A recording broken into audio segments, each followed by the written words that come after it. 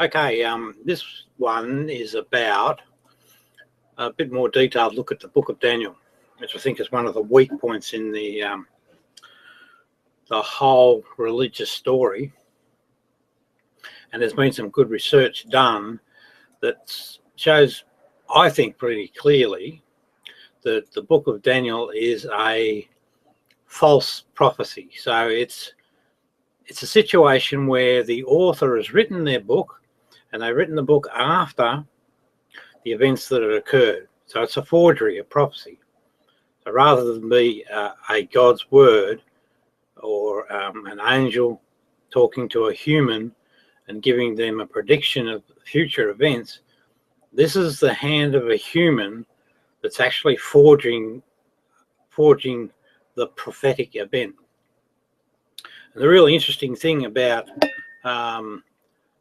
the Book of Daniel is that it's the book that we are first introduced to an angel called Gabriel. Now, if it's true, and I'm damn sure it is, if it's true that this is a forged work of forgery, then it must follow that this angel Gabriel is a work of make-believe. And that has a significant impact on the religion of Islam, because its whole foundation is that God, through the angel Gabriel, spoke to Muhammad and delivered the Quran. Well, that can't be possible if this book is a forgery.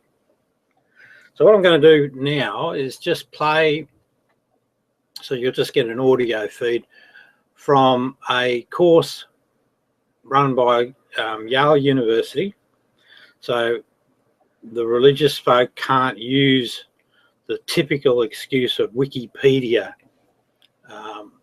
as being a bad source, because we're talking about you now got to defeat the work of historians at the level of Yale University.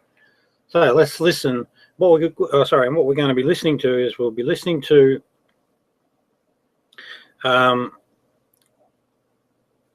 the matching of the events that are recorded in the Book of Daniel with the actual history. And they all terminate at 160 BC, or and that can be proven as well. So let's go. Okay, if you've got your Bibles, take it out and turn with me first to Daniel chapter 8, verse 20. Now, the book of Daniel is in two halves. The first half of it tells about the adventures of this young man Daniel, who's very, very wise and very smart and very loyal, and who refuses to worship the Persian god. And of course, these are morality stories written for Jews who are living under Greek domination, encouraging them not to worship Greek gods. But it's cast in the distant past. Then the second half of Daniel is a whole series of visions and prophecies. And Daniel says, I was in a dream, I was in a vision on a day, and I saw this, and this angel told me this, and this person told me this. And so it's the narration of the history of humankind, that's part of which has already happened by Daniel, but most of which has happened in the future for Daniel. And some of this stuff actually does happen. So, for example, and he tells about different beasts. There's the ram that does this. There's the beast that does this. But you know that these beasts represent different kingdoms. Because in chapter 8, verse 20, he says, as for the ram that you saw in your vision, with the two horns, these are the kings of Media and Persia. Okay, there was the kingdom of the Medes and the kingdom of the Persians who came together under Cyrus. The male goat is the king of Greece. And the great horn between its eyes is the first king. So that would be Philip, Alexander's father. As for the horn that was broken, in place of which four others arose, 4 kingdoms shall arise from his nation, but not with his power. This is Alexander. He's broken, and his kingdom is divided into 4 empires, like I told you about earlier. But none of those 4 empires enjoys the same power that Alexander the Great enjoyed with his. So now, notice how you're already given a clue right here in Daniel that these different images, these different beasts, are to refer to kingdoms that are going to come in the future from Daniel's perspective. We know actually that they already did. Then what happens in Daniel is each different chapter, the last part of Daniel, in a sense, tells the story over again. He has another vision. And instead of reading it chronologically, as if chapter 9 told about one century, and then chapter 10 or chapter 11 the next century, and the next century, you actually have to read them like cycles. Because what Daniel's doing is he's giving you a prophecy of what's going to happen politically related to Judea, but he's giving it to you in several different visions that all tell the same story, just in different kind of symbols. So turn over now to chapter 11. That's chapter 11 of the book of Daniel.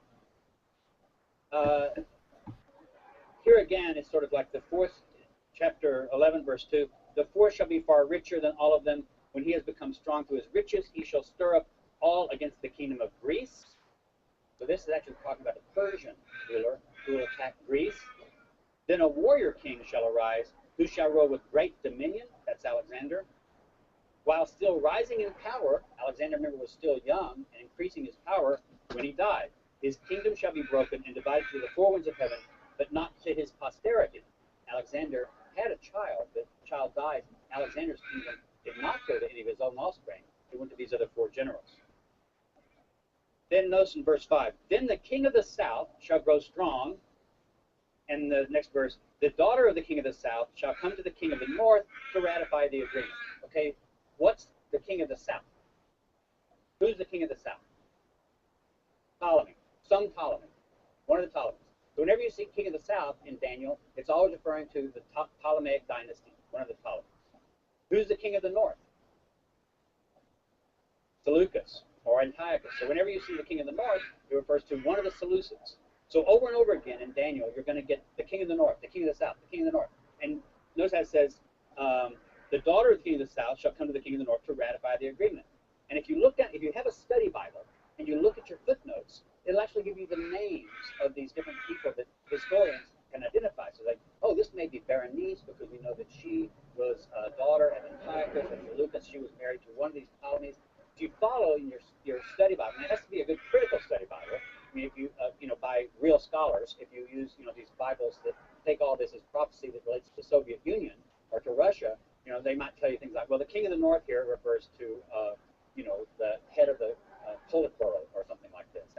And so if it's a Bible by a contemporary church that takes all this referring to our time or the time of the future, which of course a lot of Christians do, then their footnotes might be different. But the footnotes in any good study Bible will place these people to the history of what's going on in Judea at this time. Now go over to chapter 11, verse 29. Because I'm not going to lead you through all the stuff that happens in chapter 11, because if you read it and you read it with the footnotes, it's basically telling you a history of the battles and alliances between the Seleucids and the Ptolemies, and where Judea was caught in the middle at different times. At the time appointed, he shall return and come into the south. This is this is Antiochus, not Antiochus IV, whatever. But this time it shall not be as before, for ships of Kittim shall come against him, and he shall lose heart and withdraw.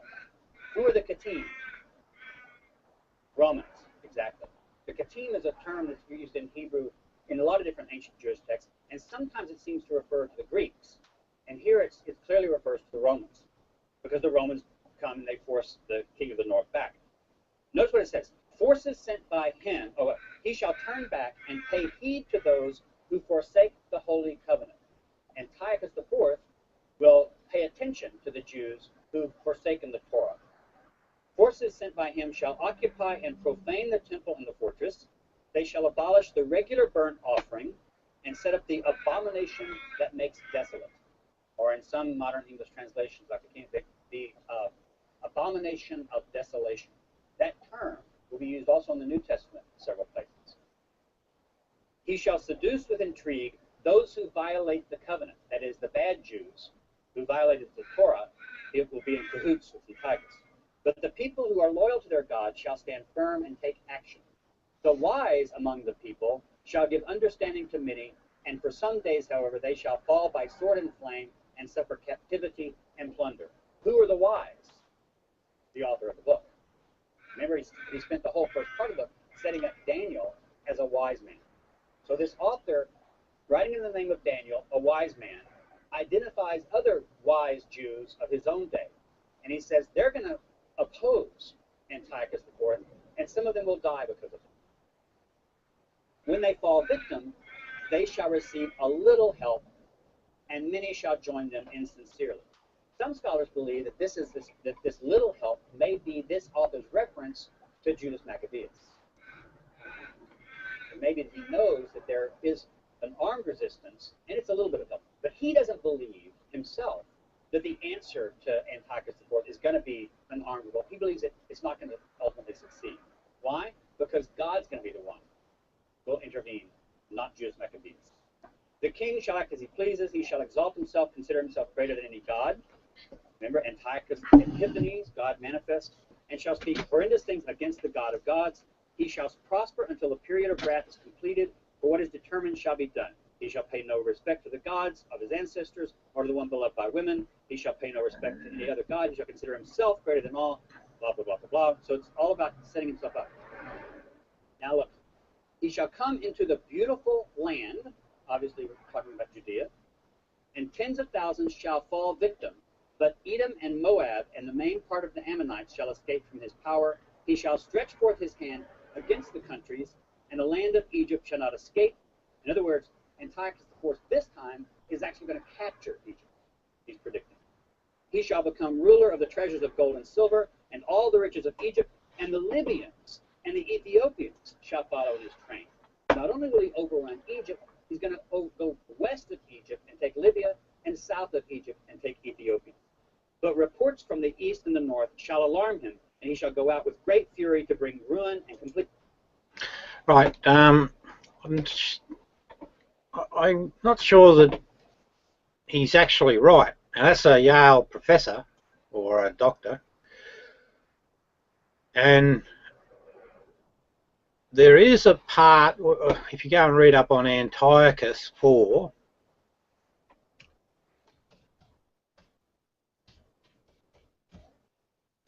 there is a mention of him actually taking Egypt and setting up, wars against Egypt. The guardians of King Ptolemy IV of Egypt demanded the return of Syria in 170 BC, so that's pre the 7-year period of the Maccabean rebellion, but Antiochus launched a preemptive strike against Egypt, conquering all but Alexandria and capturing King Ptolemy. So there is a historical record. I'm not sure why he discounts that as a possible match for the the saying in the book of Daniel. And also there's a passage called the 77s, which, if you know anything about what sevens means biblically, it's based on a thing called a jubilee. A jubilee is was first mentioned in Leviticus, and it's a 50-year period made up of 7 by 7 years plus 1 year, sort of like a fallow year, and that's the Jubilee year. But come forward in time, the Book of Jubilees, which is written around about the same time the Book of Daniel was written, which is 160, I say it's 160 BC, 150 BC, you get the way the Jubilee is expressed in that book. They forget about the 50th year. They only mention the 7 by 7. But you can use that to interpret a passage called the 77s in the Book of Daniel. And you can actually precisely mark a starting point and an end point, and the end point is 160 BC. The battle lasted till 160 BC. It ran for 6.3 years, which is 2,300 days and nights. So I'm pretty confident that the author of the Book of Daniel knew all events up to and including 160 BC.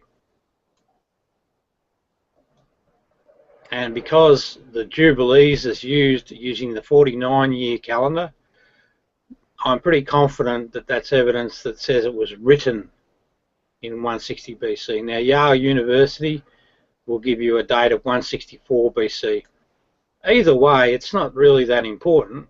I thought, I like to push the envelope to get what makes the most sense. But either way, both my position and the Yale position clearly say that the Book of Daniel is a forgery, and it's faking prophecy by reporting events after the fact, post-mortem.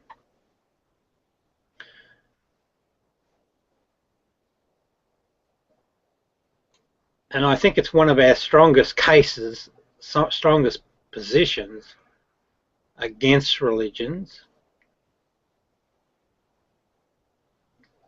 particularly given how well it maps to the history of the period. And if it's a fabrication, well, then what it means is that it has dramatic flow-on effect, because if that's a false writing, which I'm very confident it is, then it follows that the book, that Angel Gabriel is a fake. It can't be anyway. It's not possible that that isn't the follow-on effect. You don't make a forgery deliberately trying to impress on a population that it's God prophesy when it's not. You don't do that and then all of a sudden swing around and tell something truthful about angels. That's just impossible. So that means, of course, the flow-on effects are that Christianity is a sham because it uses the angel Gabriel down the track, and Islam is a sham because it's a fundamental part of Islam that God spoke through this angel Gabriel, same one by the way, and delivered this heavenly message that's without error, and that's the Quran. It's just not possible. Couldn't have happened. Anyway, that's hello gentlemen, that was it. I've finished getting that sort of recorded. What's up? I just saw Hangouts today, and I unfortunately couldn't hear you, mate. You'll have to try again. you're gonna need lockers and everything. Hey? Okay. Hang on, echo. All right, just wait a minute. I'll just see if I can mute myself.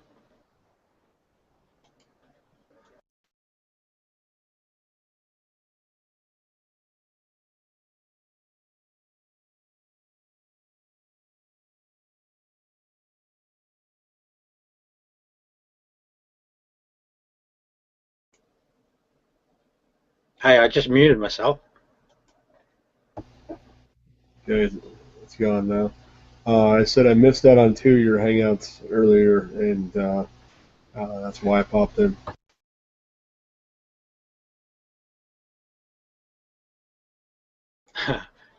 Warn me. Yeah, I'm interested in catching up with what's his name? Vladimir.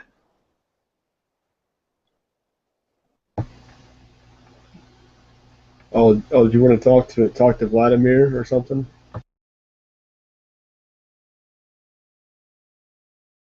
Yes.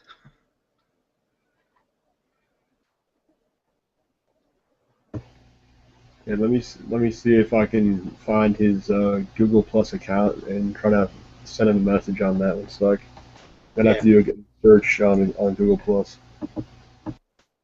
Yeah, because I know, with no doubt whatsoever, that he was the guy that drove past my house. Sandra actually looked at the, because that upsets her a bit, which annoys me. But she went and had a look at that particular video, and she found a part where the guy had said, "Come outside," when he was just driving past. So I know for sure that that dude drove past my house with a camera pointed at my house. So I really want to have a chat to him. I mean, it doesn't bother me now, but I find it more intriguing. I want to find out what motivates him and how he came to decide to do that. And I want to put a bit of pressure on him to sort of to just be honest.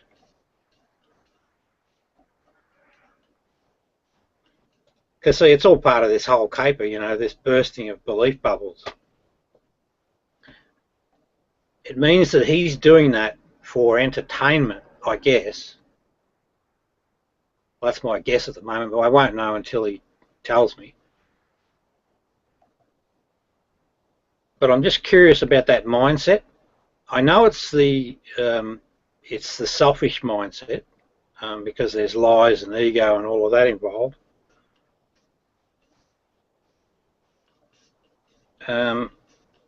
So it's all part of the same problem. So I look at it as a bit of an opportunity. So yeah, I want to have a chat to the guy.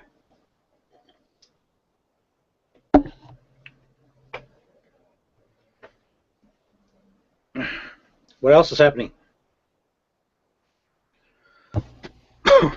Well, I think you make a pretty valid point, though. I think that we definitely need to get him over here. So if he is watching, I hope he pops in, because I'd like to get this resolved as well. He needs to explain his intentions, I guess.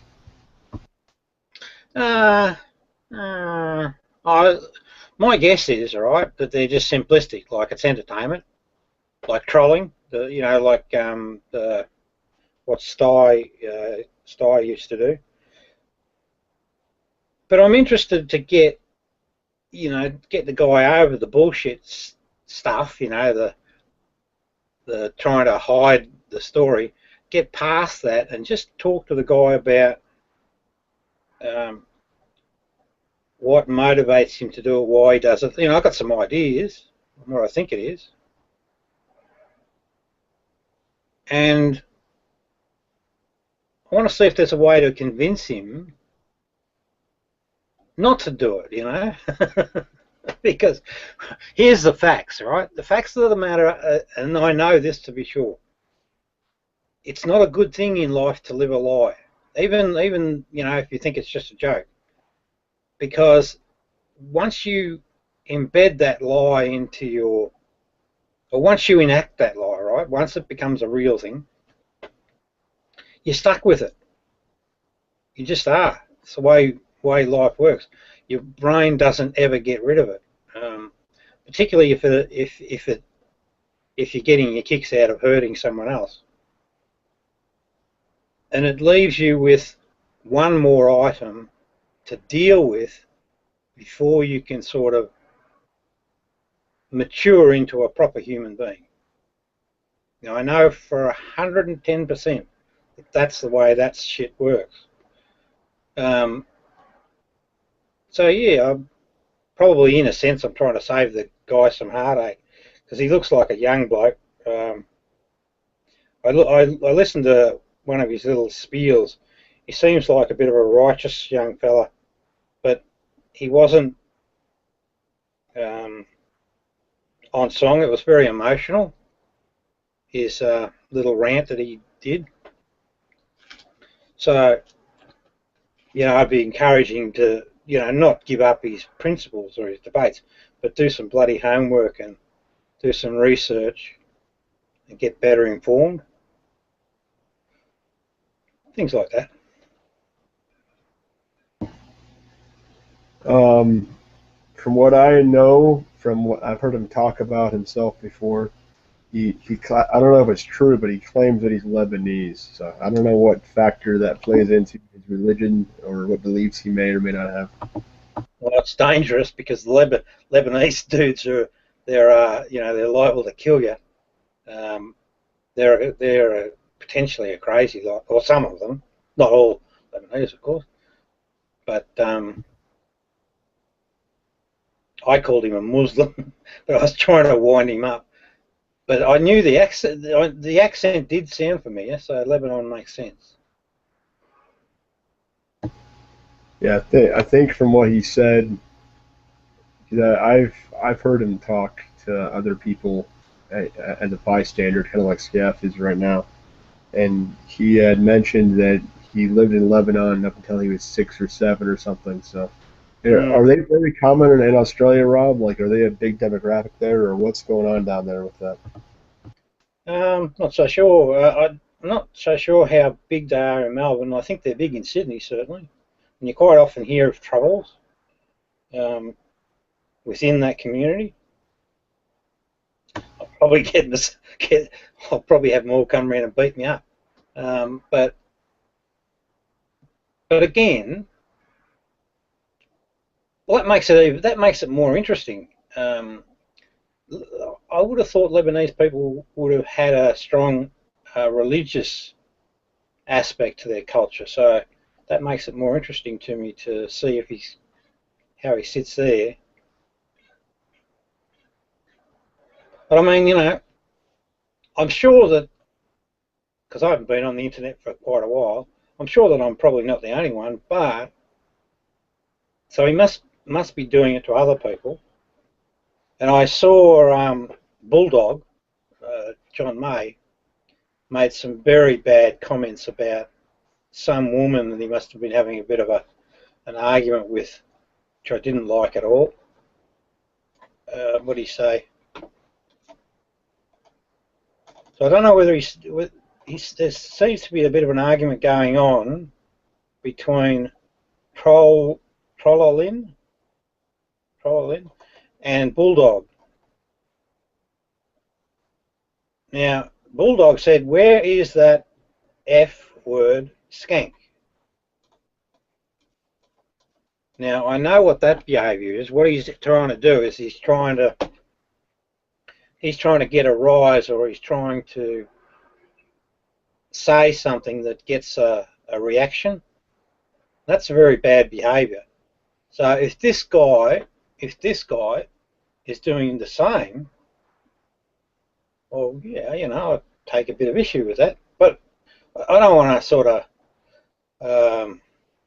I'm not his father, but I'm just curious. I want to have that man-to-man sort of discussion with him. Try and understand why he does it. Oh, hey, I tell you, I found something which intrigued me greatly. Just as it's a little like one of those little potentially aha moments. There's a saying in the Gospel of Thomas, which I call the Gospel of Jesus, that says,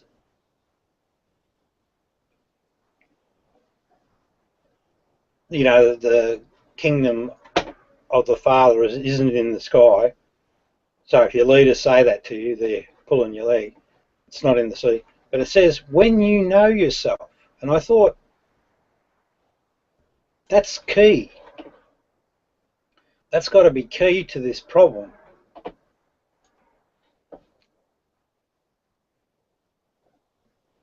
Are you in the garden, were you? Yeah, earlier I was. Gardening? Yeah, I grow tomatoes, but the season for that over here is pretty well done with, so I was clearing them out today. Okay. Now, this saying here, so what Jesus, now, not magical Jesus, don't believe in that bullshit, but I do hold that he was a real fella. When you know yourself, I think that's key to the question of how do you break through a belief. So what I was thinking, it's sort of like holding up the mirror to someone. Yeah. Right? So you hold the mirror up to someone and they get a chance to say, oh shit, that really is me. Understand?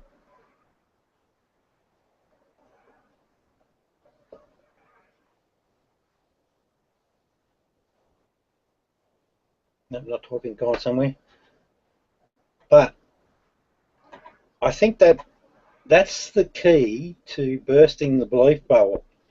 You have to get an individual to see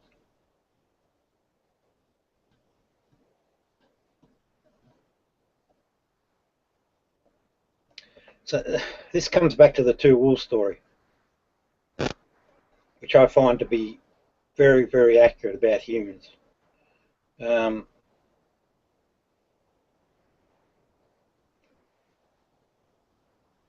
Part of the maturity process is that as we go through life, we tend to develop these ideas, notional ideas in our head about ourselves, and I call that the ego. And the enlightenment journey is about confronting that ego reality and dealing with the notional ideas that are false.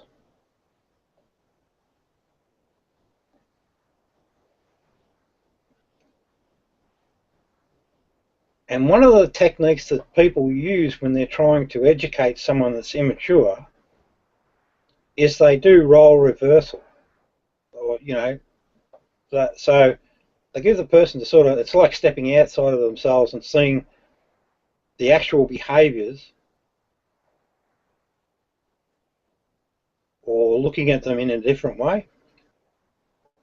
Well, it turns out with religious folks, and I guess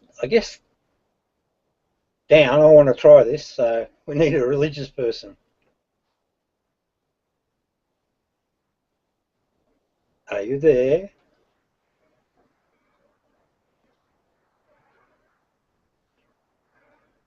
So anyway, what I'm thinking of is actually saying up front what certain behaviours will emerge, because I don't think they're avoidable. It's one thing about the ego mind, it can't control itself.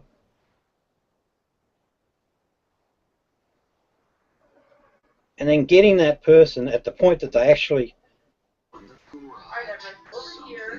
Oh, hello.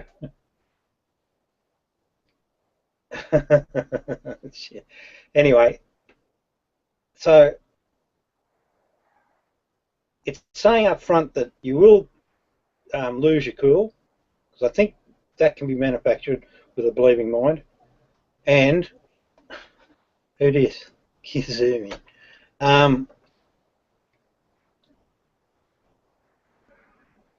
Any of you folks religious? No. No. Lady?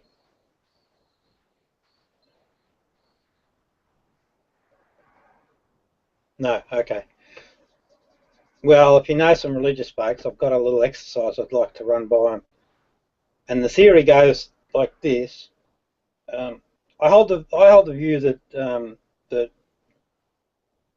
religion is really just a thought inside in a person's mind, and it's a thought that has no basis in reality. So, I'd call that the ego mind. And what I'm thinking is, if you can present an interesting enough case, I think also that the human mind seems to be able to identify a real threat. If you present an interesting case, you can actually create certain behaviours. And that I'm suggesting that they're not controllable. The person can't control themselves, a believing person. If, and it's an experiment, if we can get someone in the room that's a believer, let them know that these are the things, behaviours that are going to be witnessed, and I can be specific about what they are. I'm wondering what impact that will have on the person. It's just an experiment. I mean, they're protected by God, right? So can't do any harm. I hold the view that, you know, once you get dealing with ego or ego minds, is a positive experience.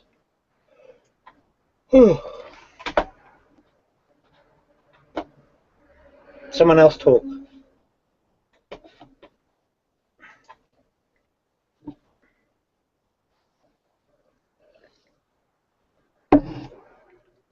No, you're quiet, people.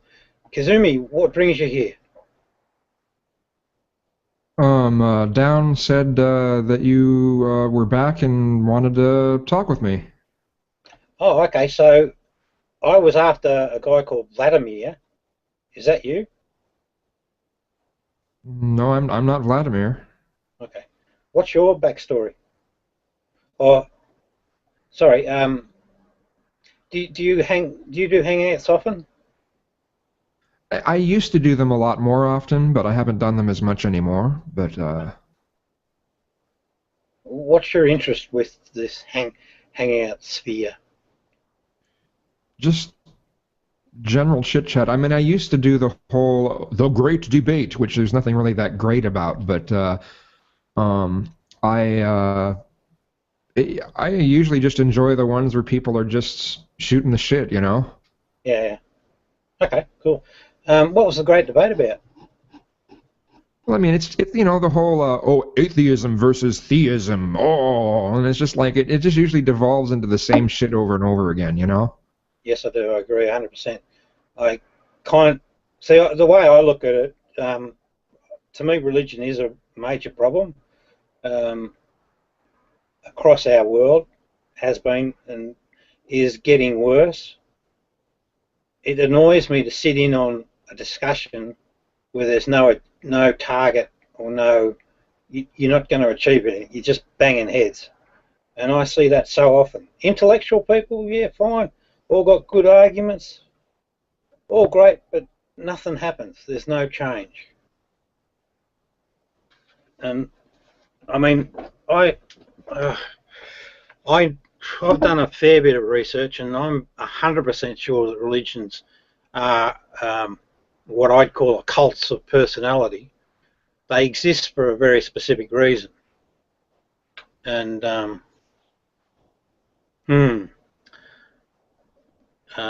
just look at it as, I mean, we're kind of hardwired to be superstitious because it's what allowed us to survive in the past, you know, because we need to be able to find patterns sometimes where they may not initially seem to exist, but sometimes that ability is what allowed us to survive, you know, more in the wild and things like that.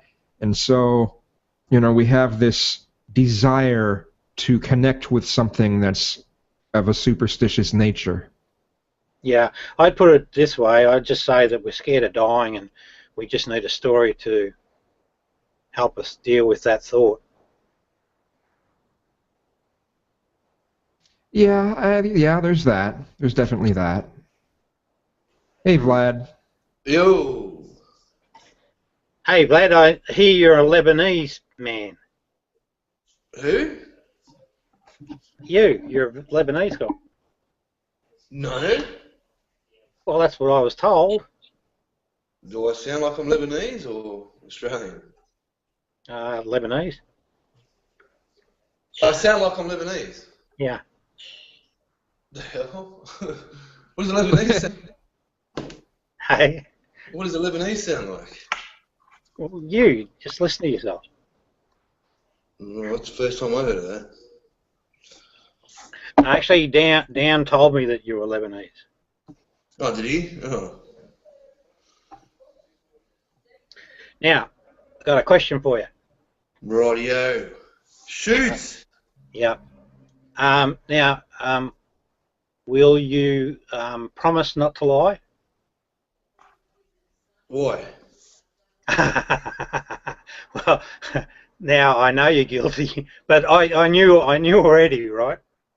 What? But I wanted to get past the crap, and I wanted you just to be an honest person for a moment. I'm an honest person. Okay. I'm an honest person. Okay. So you promise not to lie? Huh? Do you promise not to lie? Why? Well, hey, you're an honest person. That should mean that you never lie, shouldn't it? I don't know, should it? Oh, it's a question. So, do you promise not to lie? I promise not to lie. Well, I don't know. Well, it depends. Oh dear. Now, I'm trying to help you here, buddy. It's not a good thing to go through. Hang on, wait a minute. It's not a good thing to go through life. I mean this sincerely, right? Oh. It's not a good thing to go through life as a liar. It just isn't. No. Well, there are sometimes situations where to save your own life or to save someone else's life, that lying would be the thing that you do if you care about the other person. I agree with that, actually. That's a good comment. Now, this might rattle your cages, people, but I actually believe that there was a real Jesus. And he had a cautioning for, no magic, of course, but he had a saying. He said, Jesus said, the Pharisees and the scholars have taken the keys of knowledge and have hidden them. So that means that they could show you the path to enlightenment, but they're not letting you know. They have not entered, nor have they allowed those who want to enter to do so. As for you, be as sly as snakes and as simple as doves. So what he's clearly saying there is that when you're in a situation where you're dealing with a bad person, or a person that's trying to take the mickey or advantage, you do have to be quite careful. And I think he's sort of suggesting that, yes, there are situations where you can lie. So I agree with that comment. But it's got to be a justifiable situation. What I'm talking about, though, is lies where it's deceitful to another person, like you're running a scam or something like that, and you knowingly do that for your own pleasure. Those sort of lies are lies that stick with you for life, and you find yourself in old age having to reconcile them for peace of mind. So it's that type of lie that I'm talking about. So, Vladimir, you going to promise not to lie? Yeah. What's going on? No. I want a clear answer, yes or no. What? Will you promise not to lie? Oh, no one can promise that. Well, I can. No, you can't. Yes, You can promise it, you can't keep it. No, I can keep it as well. How can you prove it? Well, I don't have to prove it. We're talking about you. But that's the thing with lying. Okay? You don't know, you know what I mean? What's that? That's the thing with lying, you just don't know. Yes, you do. How? Lie is a lie. Oh, just a minute, guys. Phone. Hello. Hello? Where are you from?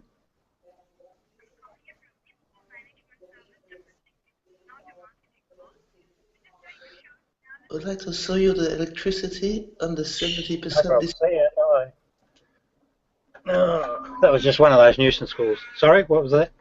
No, just nothing. Shooting the breeze. So, I'd like to ask you a series of questions, right? And I want to know whether you will be honest in your answers to those questions. I'm good, aren't I? What? I don't know. What's that mean? I don't understand that. What do you mean? You want me to ask serious questions? This is fucking... No. I just want to ask you a series that's more than one questions, and I want to know if you will commit to being honest in your answers. Don't know. Yeah. So we can stop there. Now, down. Did you see that? Right. Now, he and I both know. We really do. Whether he'll admit it or not. He and I both know certain things that occurred yesterday, and my wife looked at the video and she picked up something, and I got to tell you, Vlad, you know what you did was upsetting to my wife, and that upsets me, right? But don't go all defensive. Don't go down that track. I don't. But I'm not defensive. Don't know what it. What's your No, wife? I understand. I understand. Look, mate, I know stuff. Wait, did I try and crack onto your wife? Because I get in trouble for that shit. Yeah, see there? See that? That's a bad behaviour. That's Well, what... Have you got... Can I ask you a question and can I get a straight answer? Do you hang out a bit with Bulldog? No. Is Bulldog that Aussie guy? Yeah, he is. Yeah, no. The one, he's from Western Australia. Yeah. If my thing cuts out, don't freak, I'll come back on, because I'll go from over it. No, because I'm running out of data, man, so I've got to go in my car now. Oh, all right. Can I expect another drive-by, can I? No, I've got to go use my thing. Okay. All right. Keep talking, though.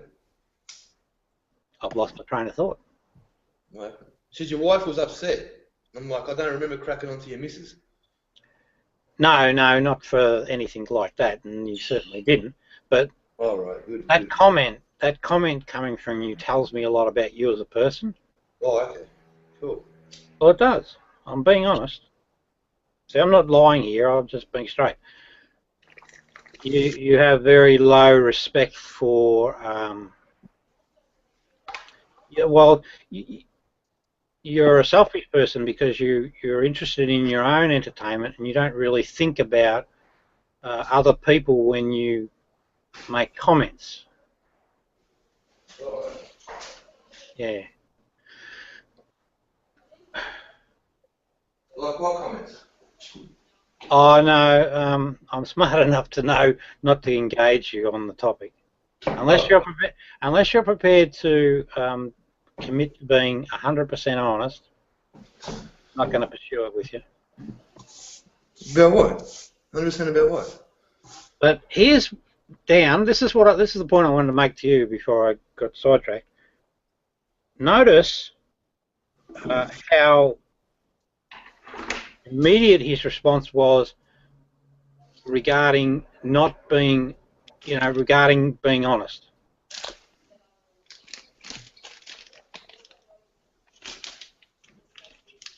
That was pretty. There wasn't a lot of thinking going on there. It was just a bang-on response, and he certainly did not want to commit to a series of questions and honestly answering them. Mm. So that's the ego mind. It is. Right. That's an ego mind. Yeah. That's so. What you have, mate. It's immaturity or ego, whatever you want to call it. Mm-hmm. It's true. You could learn a lot from me, mate, I tell you. But those behaviours are signatures of the ego mind. Mm-hmm. Okay, see you, Kazum.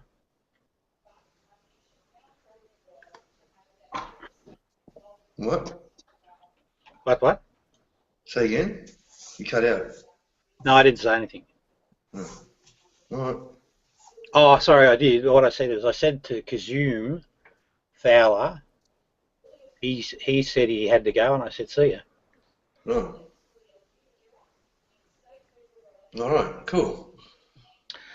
So I know what you did. I have no doubt about it. You have what? No doubt about what I did. All right. Correct. What did I do? Well, no, I can't ask you that question because you'll lie to me. What do you mean? What did I do? I'm trying to avoid you having to lie. Lie? Trying to save you. You see, each lie you tell when you hurt someone else in this world, you're stuck with it forever until you deal with it. So I'm saving you that pain. Oh, that's nice of you. You're welcome. Besides, I get sick of bullshit. I don't like liars.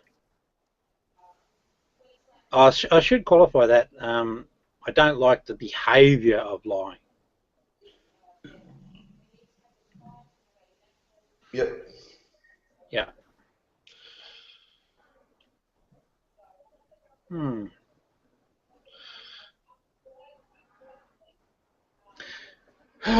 Well, boys, what else do you want to talk about? I don't know. I don't know. I think the crux of the matter is what were your intentions by doing the whole camera trick? Okay, that's the question, Blair. He's not committed, but no, see, Dan, you make a mistake, and that's a mistake. When you're dealing with someone that's not prepared to take that step of honesty, and sincerely, you're wasting your time. What will happen is you'll end up in a circular argument, and that's what happens in all these religious debates, right? He says, she says, and no one makes any ground at all. With the belief mind or the ego mind, you have to get its engagement in some way, and that's probably why some folks actually ask questions and let the answers trip the person up. But yeah, so you waste of time, waste of time and breath. So if our good friend Vlad wants to commit to truth, we can all learn something. Right. I don't know what any of that means, but cool. Well, it's not complicated. All it means is that I ask a question and you answer truthfully. Shoot away. Hey? Ask away. No, I haven't got your commitment yet. Need that commitment. It's very important. You want my commitment? Yeah, to tell the truth, no matter what. Okay.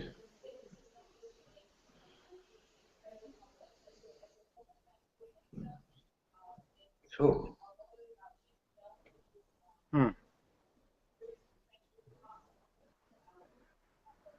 You see, Dan,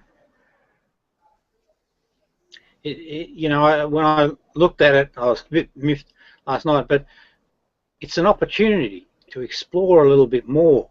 But this is humans. This is who we are. These are common behaviours. They don't change. And in certain cases, people can't change them.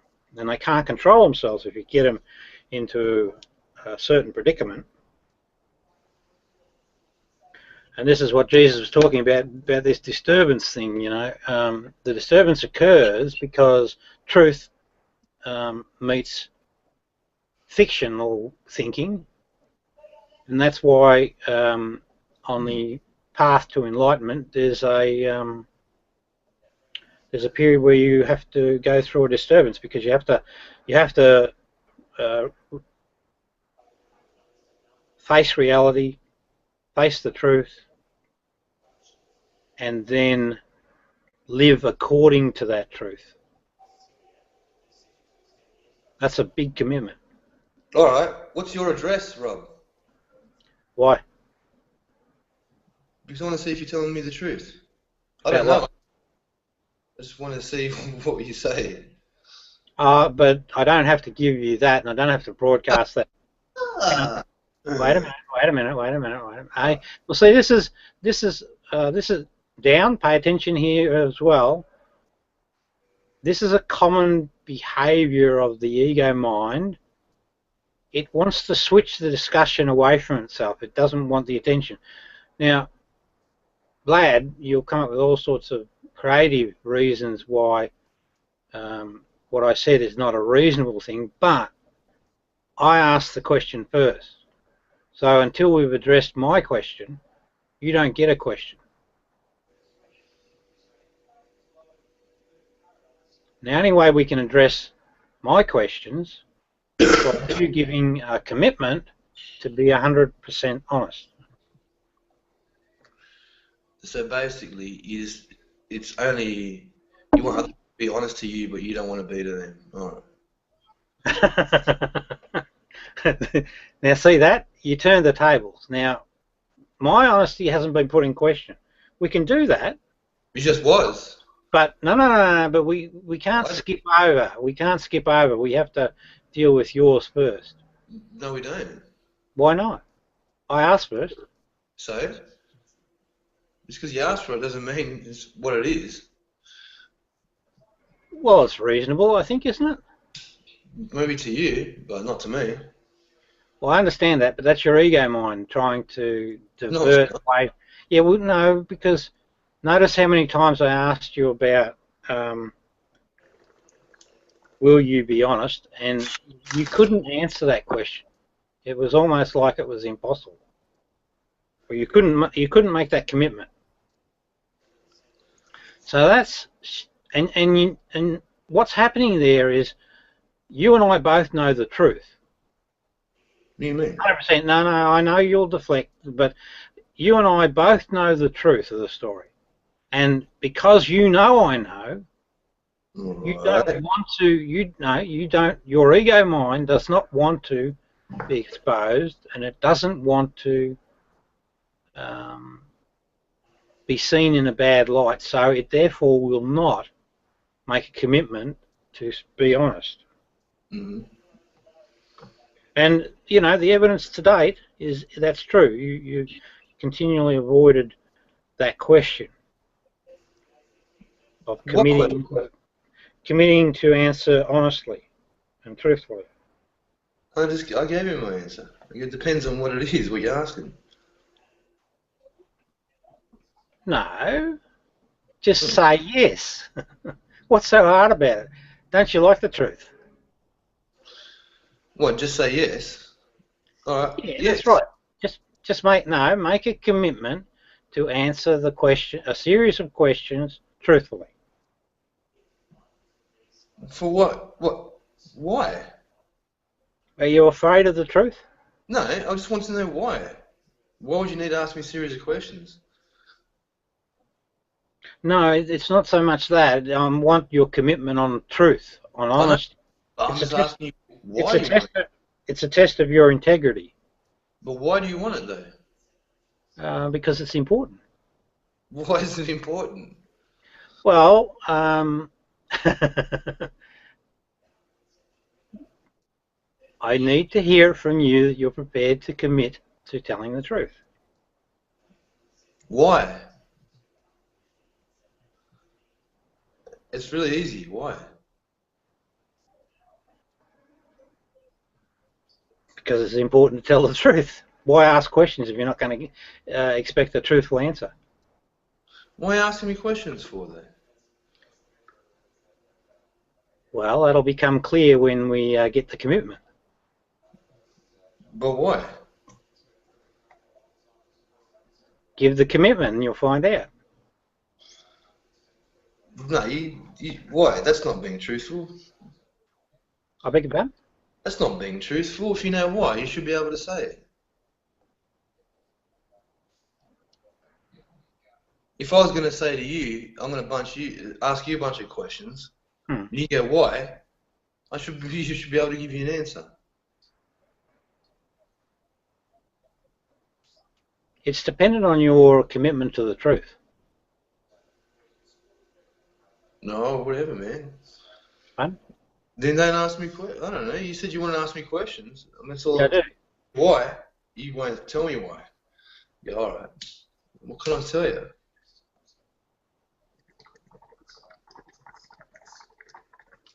Well, we're going to explore you driving by my house. Where do you live? No, you got your why. Oh, okay. You're going to commit to telling the truth? Did I drive past your house? No, we have to know that we can rely on you to be 100% truthful. Yeah, I'm just asking. Did I drive past your house or something? Oh, well, then I didn't. You see, you just lied then. What? I'm trying to find out what happened. No, you're being a liar, my friend. How am I being a liar? No, well, it doesn't matter. You can argue that you're not, but I know for 100% that you actually just lied. Why? It doesn't matter. The fact that you've lied, you're increasing your penalties. Whether you believe it or not, you really are. All right. What happened, man? Tell me what. No, I haven't got the commitment from you yet. What commitment? What for? Why are you calling me a liar? What did I lie about? I didn't get it. Well, you are a liar. What did I miss?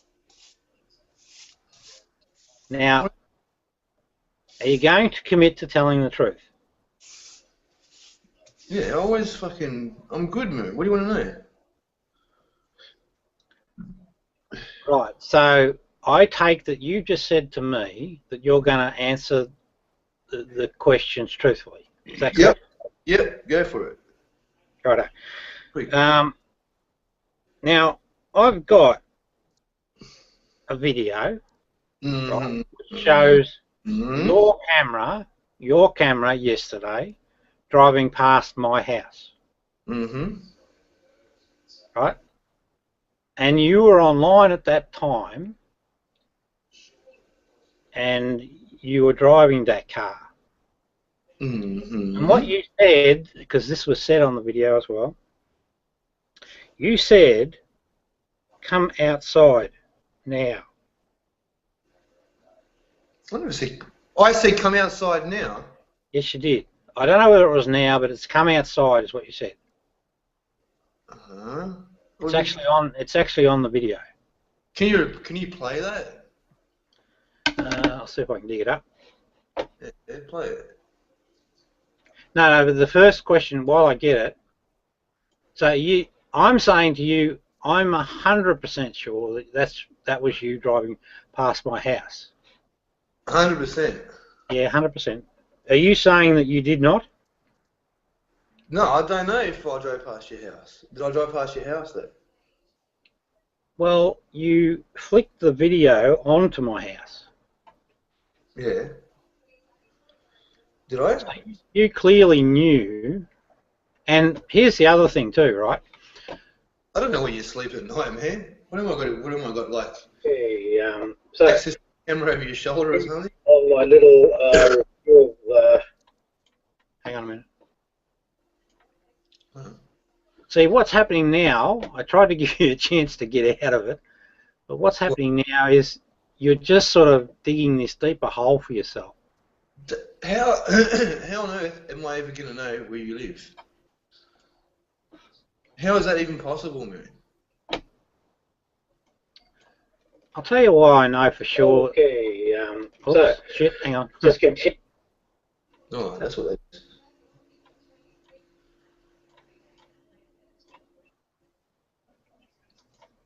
Where is it? Hey? What? Not that one.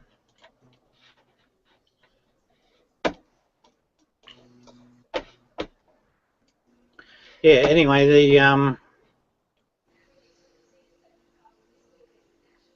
Yeah. the guy that was in the room in the hangout. Mm. Okay, well, I've in ground. Oh, this might be it. What? Yeah, this Now is you one. go to the back. You know, as soon as you mention Thomas, that's why I'm coy about using the term Thomas. But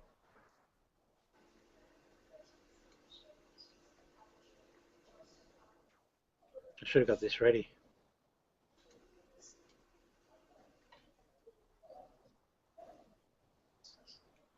Right, so I've got it up somewhere. where you... No, actually, yeah, no, I live here. It's my street. Yeah. So, hold it. You made a comment. This is still in Sunshine. You said you lived in this street here. Now, I know that street. Do you live in Sunshine? Hey, I live there. No, it's a question. Do you live in Sunshine? I just said yes, I live there. What's the address? I'm not giving you my address. What do you want to know that for? No one gives you no one's address. Why? Hmm.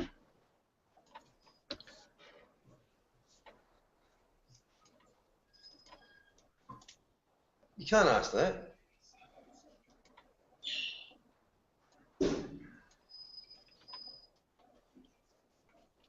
What's your address? I'm not going to broadcast it on. Well, there you go. So why are you asking then if you're not going to give me yours? Okay. You know what? We call this trolling. Okay, and you've been called out. You've been caught red-handed. You did it in a live hangout. There's video of what you did, Vladimir. Why don't you just answer the questions and answer them truthfully, and stop doing the ego mind ruse? Okay, we know what you're doing, and it's very annoying. Mm-hmm. Yes, Well, it is, mate, because what you're doing is this, right? You're taking pleasure out of causing discomfort with people. So that's trolling. And I find it obnoxious. But the bottom line is, you will pay a price, my friend. Not from me coming to attack you. I'm not like that. But there's a consequence for living a life the way that you live it. It'll hit you later on in life as you grow up a bit. And what I'm interested in is why do you choose to do it?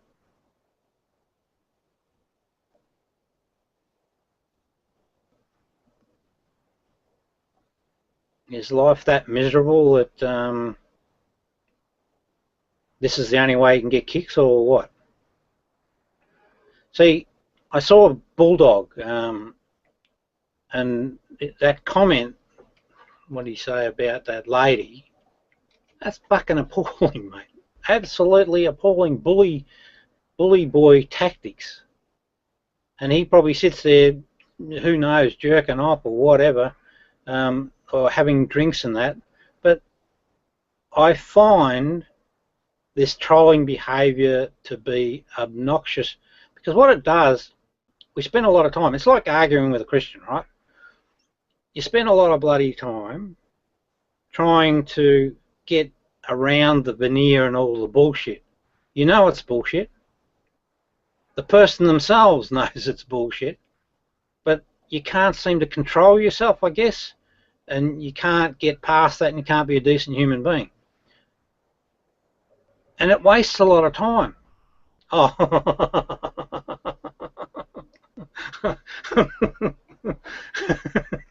The truth might have been too hard to handle. It'd be interesting to see if I had an impact, or if he's going to come around and punch my lights out.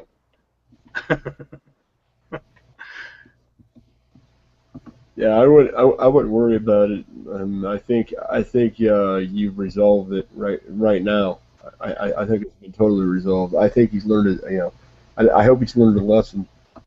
Well, that'd be good. That'd be the positive outcome. But I'm not so sure. You know, the belief mines are very hard nuts to crack, but maybe he's had a yeah. It'll be interesting to see if any of you guys catch up with him in the next couple of days. He may not come back near me, but just see if there is a change in the guy for the better. Be interesting.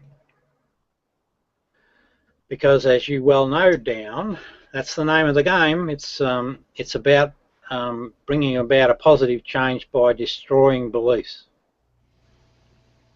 and wrong thinking. Hey Rob, let's say Sandra was making a roast and she made like extra mashed potatoes and extra roast and all this.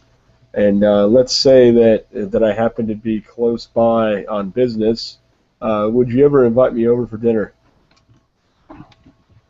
Oh yeah, I suppose so. I mean, the house is a bit of a wreck, but yeah, no drama. Yeah, notice how I said invite as well. You know, I would never just pop up and just expect to be fed. You know, that would be definitely imposing. Hmm. Oh, unless you're sort of family members, sort of knew you that well. Oh, hang on, he's back. I got Wi-Fi. Yeah. Oh, okay. Oh, I thought we had a breakthrough. Got through to you. Hey? Got through to me what? What'd you say? What? Oh, okay. What happened? Yeah, so Vlad, tell me something. Are you interested in telling the truth? What do you mean? I do tell the truth. No, just a yes or no will do. Are you interested in telling the truth? Oh, I just gave you my answer. You don't have to like it. You have to make me re-answer it to your satisfaction, but I just said that, yeah, I do tell the truth. So you should take that as a yes, man. Okay, all right. So you do tell the truth. Well, Yep. Did you drive by my house? I don't know if I drove past your house because I don't know where your house is. So I can't tell you yes or no, can I? On the video, it shows that the person, or yourself, right, Yep. held the camera at a house. Right. Now, shortly afterwards, you weren't driving by houses holding the camera towards the house. You were just, it was sort of positioned looking forward, I think. So, again, the question, did you drive by my house? No, I don't know. If I drove past your house. That's a lie. That's a lie, my friend. Now, what? I don't know where you live, though, do I? No. I know. Just take it from just between you and me. I know 100% that that's a lie. Now, the next question. So you've got that as in your bag of lie kit or your bag of lies. The next question is. Really? So I know where you live. There was a guy in the room. Now, down corner, I don't know whether you remember this dude, but there was a guy, and he made an effort to get me to look up at Vladimir's screen, and it was right at the point that Vladimir was showing or had his camera pointed at my house. Yeah, I think Vladimir and the guy's name is Gohan. I think Vladimir and Gohan were working in cohort together, Rob. Great. Yeah, well, that's where I was heading. Okay, so Gohan. Do you know what is it? Gohan? Gohan? Down. Yeah, by the way, that Gohan guy, Rob, he was showing a spreadsheet of people's social security numbers, their addresses, blah blah blah. If he has somebody's name, he can pull up their home address and all kinds of stuff. He was bragging about it. Oh, right. Vlad, are you aware of that? No, not at all. So that again is a lie. Why? How am I lying? That's okay, mate. I don't give a fuck. But I just know that they're lies. But anyway, Oh, so do you hang on, mate. Do you know Gohan? Who? What's his name? Well, here I'll link Vlad to the profile. Let me pull it up. It's a Gohan, Ohan. Let me find the profile for you, Rob. So the question is, do you know this particular person?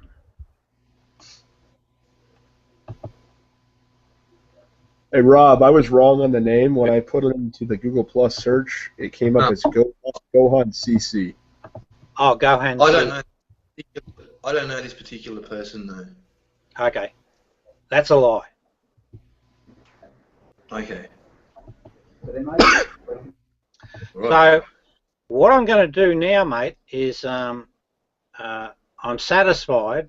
I'm disappointed in you not helping yourself, but anyway, I'm going to actually eject you from this room, but I'm also going to block you because, yeah, unless of course you want to just become truthful. I am truthful. Okay, well, see you later, alligator. All right. Oops, how to come that didn't work? Eject. There we go. All right. Kind of disrespectful. Now, Vlad, just a tip in life: don't be the person that you are at the moment.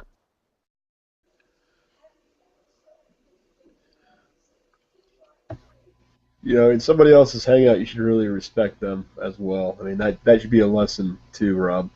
You know.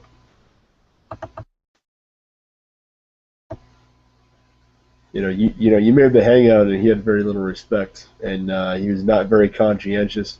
Rob, go ahead. Your mic, he muted you, Rob. We can't hear you.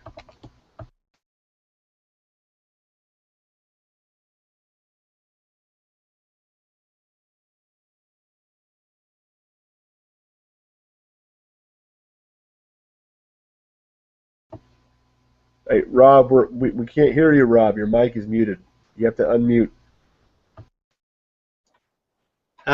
Yeah. So I was just saying, like, I've got no. Oh, here we go. I'm going to kick that guy straight away because he is just so obnoxious. Hello. Actually, I might just stay with him for a bit. So I want to see if he's changed any.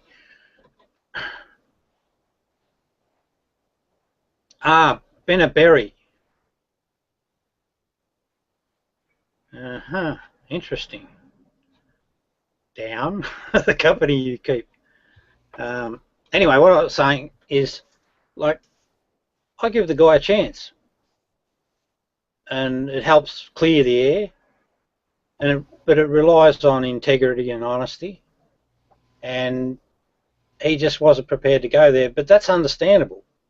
I mean, for me, it's just another one of those exercises where you try and get through to people that are living a lie in a sense.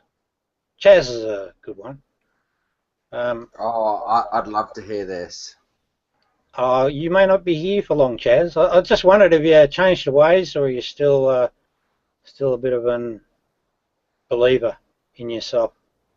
Yeah, I mean, I don't know why Chaz isn't on board with ending with our goal to end Islam and end the churches. I mean, it's a pretty rational and productive thing to be behind. It's a very good effort. I don't know why he wants to undermine what you're trying to do, Rob.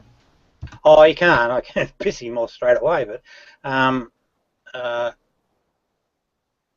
just curious whether the guy's, turned a corner or got any better. See, Chaz, I know you, mate. I know exactly what you like and why you're the way you are, and it's all ego-driven.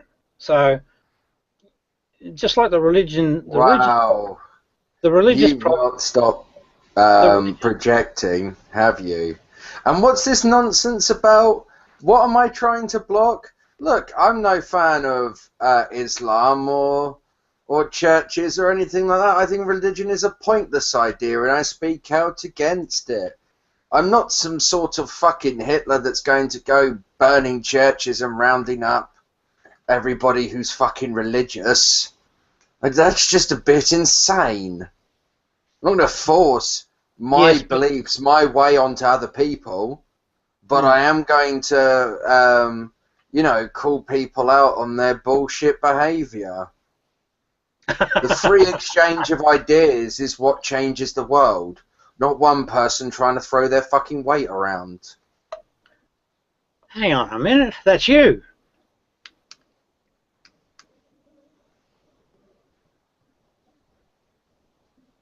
Hello. You know, that's Hello? you. You know what though, Chaz? The thing is that sometimes it takes one person with an idea in order for change to happen, and that idea has to start with one person. There's plenty of examples of this. It doesn't take one person. It's like, have you ever seen Monty Python's The Life of Brian? As he says in that, hold on a second. Supreme power comes from a mandate from the masses, not some farcical aquatic ceremony. Look at Martin Luther King Jr. Okay, he was one man that started the idea. You know, he borrowed from Gandhi and other people, but he was one man that put himself out there and started the idea to end Jim Crow. To end he wasn't the only person. There was thousands of other people. Rosa Parks. Let me finish. But he was the first one to legitimize the movement. He was the first one, and all Rob is trying to do is legitimize it, and you're trying to compare him to Hitler. Where do you get that notion? No, I wasn't comparing him to Hitler at all. Where did I say Rob is Hitler? That's what you implied when you said that he... No, I never implied anything. Hey, Rob, the ego mind is alive and well. Rob, the ego mind is alive and well. Well, no, I picked up some changes in the man, just in that little dialogue, so he seems to be improving. I'll give him that much.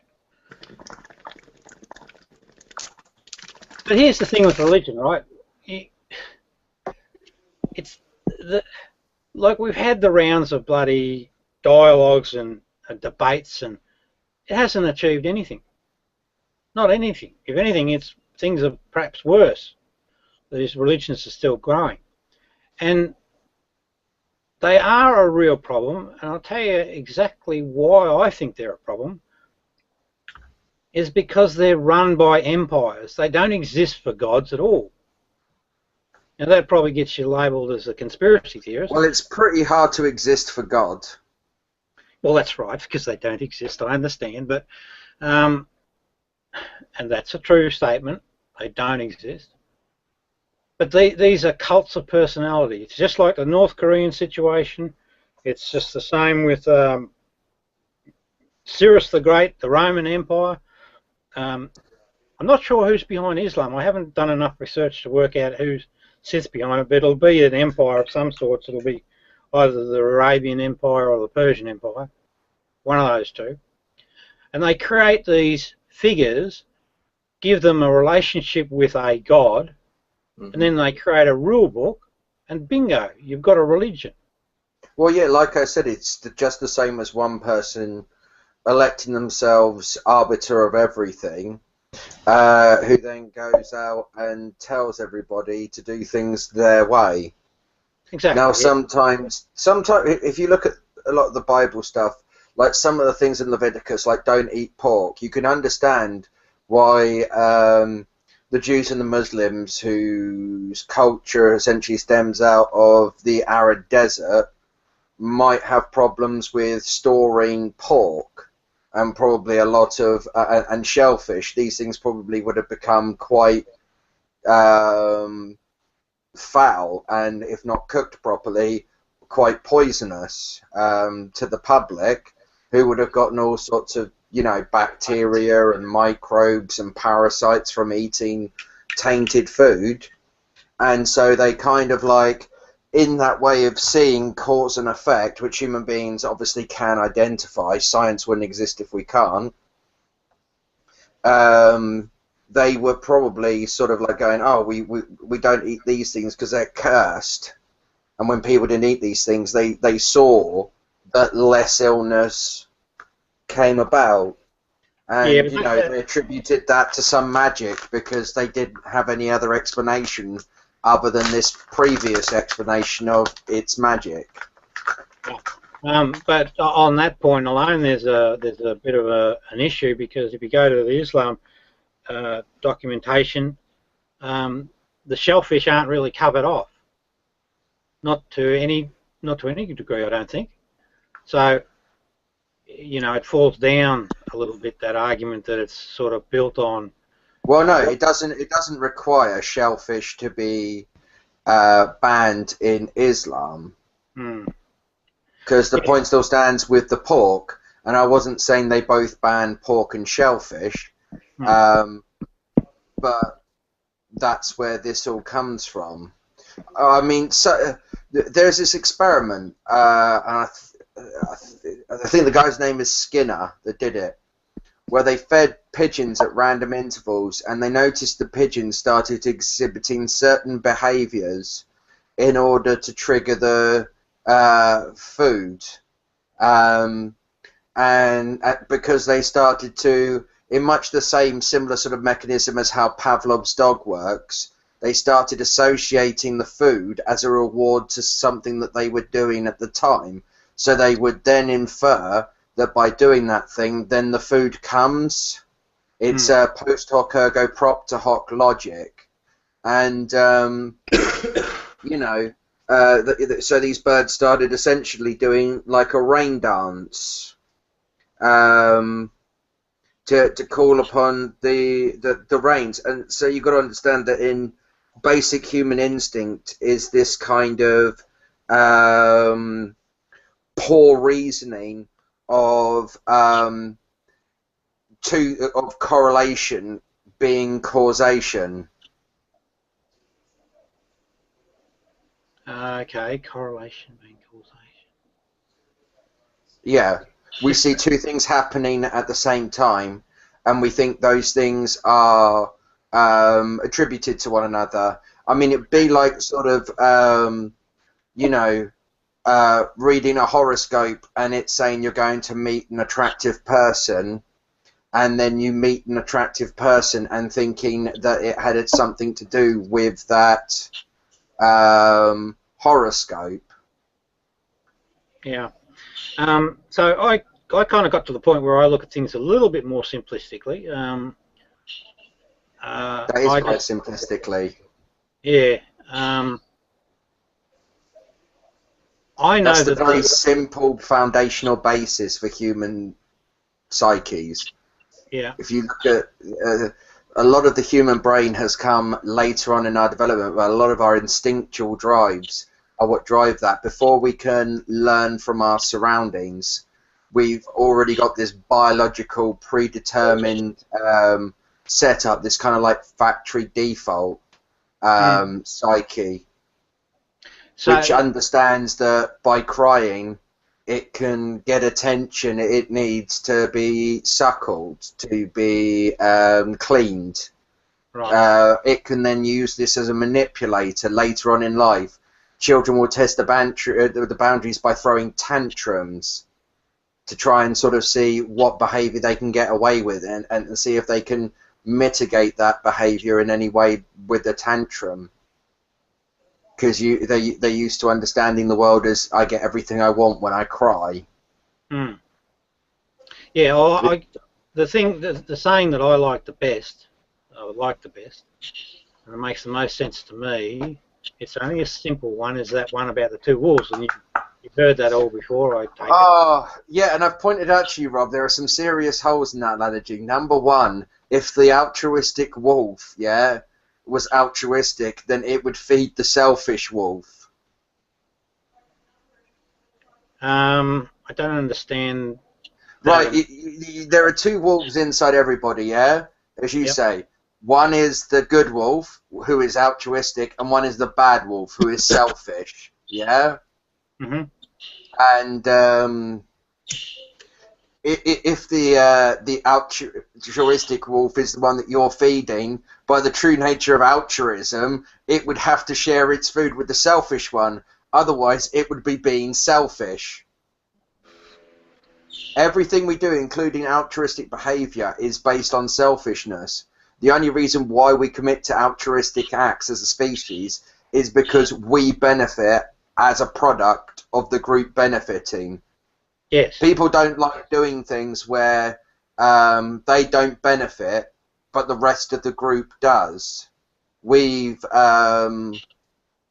noticed that in even other species, that they can understand inequality. There's this great experiment where they put two monkeys in cages and they were feeding them. They gave them a rock, yeah, and they had to give the rock back in order to get the piece of fruit, yeah. Now one was given some cucumber, I think, or a grape, and then the next one was given a grape, and then the other one sort of gets really excited, yeah, like is banging on the table to be given the rock, yeah, gives the rock back in a hurry, like all excited for like this. I think it's a grape that's coming. Gets given another bit of cucumber slice, yeah. Actually, I think no, it was the other way around, yeah. It wanted cucumber slice and it was given grape, yeah. And it looks at the grape and then throws it at the woman, yeah. And it's like demanding this bit of cucumber slice because it sees the inequality and it wants the cucumber slice. And that's how altruism also works as well. It comes all off of this same mechanism in human beings. We like to benefit. We need that to live, yeah? And as a group, we've learned that mutually benefiting is often advantageous. So, for instance, if we go out in a hunting party, whilst we take on the additional mouths that have to be fed by the success of that hunting, with more people hunting, we were able to strategize, we were able to, you know, play the odds, increase our favor in getting food. But however, if the food was then getting limited, and we happen to stumble across something, oh, do you think we're sharing that little morsel of food around everybody? No, that's the I'll eat this and pretend I didn't see it. Yeah, well, that's and if right. anybody asks about it, I don't know what they're talking about. Yeah, I agree. If you have a limited supply of food, there's going to be a fight. Yeah, there's going to be selfishness. Because that is the underpin of our psyche is basically, I think, therefore I am. We recognize ourselves. And that's one thing that human beings have in spades against other animals, is we quickly and with ease begin to learn self-recognition. We passed the mirror dot test well early in our development. What's that test? Oh, they show an animal a mirror, and then what they do is they then later on they mark it with a dot, and then they show it the mirror again, and if it starts becoming interested in the spot where the mark is, then it's obviously identifying itself. It's not a great test because there is one flaw to it, that essentially the things then started to realize if that thing is like me, not necessarily me, but like me, then we two both have this spot, and then it's aware of the spot, but not necessarily that it has the spot. But it's a good starting point, nevertheless. And only a few animals have been able to pass this test. Very few. But here's the way I like to frame the problem, right? And so for me, I don't like wasting my time. I did in the past, but I have a specific agenda. I actually want to see if there's some way to cancel Islam and Christianity. And to me, the crux of the problem seems to be this notional idea that a believer has in their head that a non-believer doesn't have about God. So I look at it as, let's call it a bubble, if you like. And the solution to the problem is to burst that bubble somehow. Yeah, you allow people to do that. You keep on. You see, the best way to get people to change their minds is by getting them to do it themselves. Yeah. I agree with that. Because there was a statement in the Jesus books. It says, "Know thyself," and when I saw it, I thought, yeah, that's it. I mean, because what you do, you get people to role play if you want them to understand or empathise with a different position. So I'm sure that getting the individual to education would be one thing, yeah? If people learn how to critically analyse things correctly, what fallacies are, yeah? How to spot when they're thinking incorrectly, when they're committing a fallacy, when they're overreaching their conclusions and other things like that, then they're going to be a lot better equipped to then be able to truly sort of engage in any sort of Socraticism, self-criticism, to be able to criticize the things that they interact with.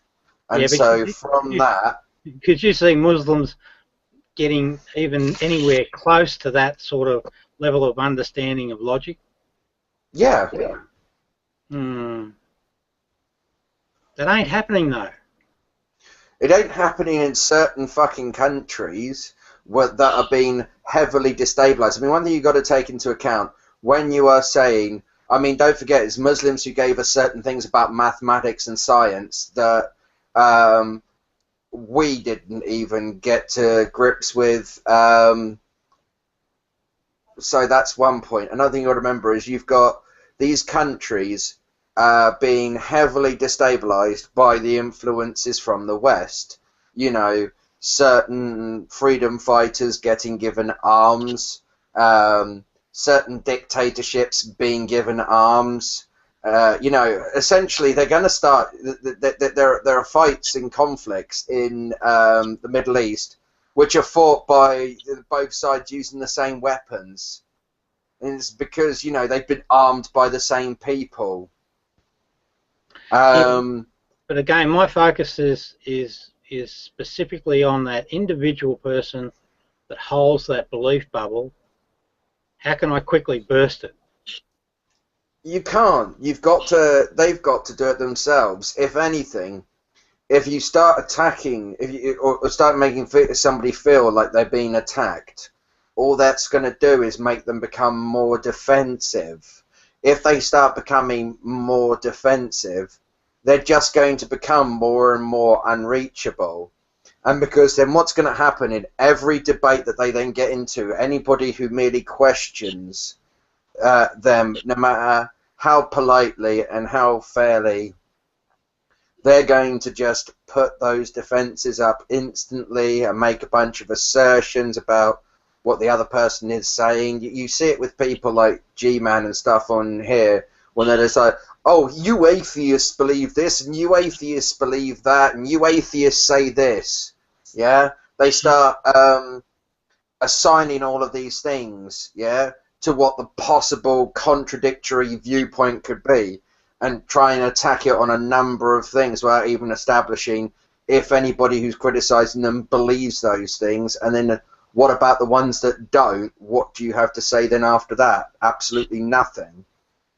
And that's part of the problem. Like, I used to believe in God and stuff when I was little. I had atheist parents, but I went to Catholic school, yeah? I started to question my faith when I was about 10, because where I lived, there's lots of Roman artifacts, and Jesus was around about the time of the Romans. I'd watch lots of history stuff on the TV, because my dad always had on Time Team on a Sunday. And, you know, I had an interest in history, and because of Jurassic Park, a big interest in dinosaurs. And then one time, I just had to ask, is there any archaeological proof that Jesus existed, to my teacher during an RE lesson?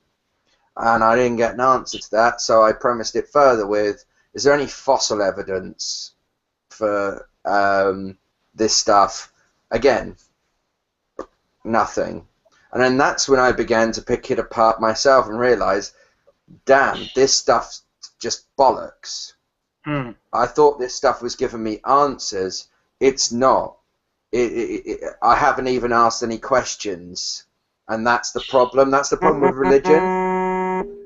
It's not that it gives you answers, it's that it tries to give you answers before you've even asked any questions. So you don't bother questioning, well, how did our universe come to be? You know, what is our universe made of? There's no point doing science if you're religious. There's no point understanding forces and, you know, how the way the world works, and that essentially leaving Earth's atmosphere is a bit like re-emerging from through the surface of a body of water. You know, there's no point understanding any of that, because ultimately the very end part of that is, and this was all done by God. Well, I like, and I'm interested in having a session with a religious person. I like the Book of Daniel as a point of reference, and just talking about whether it's true or false. Well, I mean, that's the funny thing. Another thing with the religions, and you especially see this a lot from Christianity on here, because let's face it, that's the major one that we all coming from European descendants are most familiar with, and that you can interpret it any way. You can say this is an analogy, and you know, what is God essentially is merely just an expression of like energy and matter, the universe itself, and all of that sort of jive. You can then be a literalist and say every word in it is fuck darn true. And inspired by the hand of God. Book of Daniel is a different cat, because, and there's good scholarship to back this up.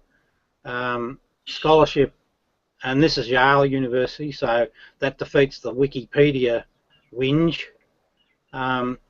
You have prophecies that are predicted up to, but not beyond 160 BC, and you can map it very closely, very tightly to history.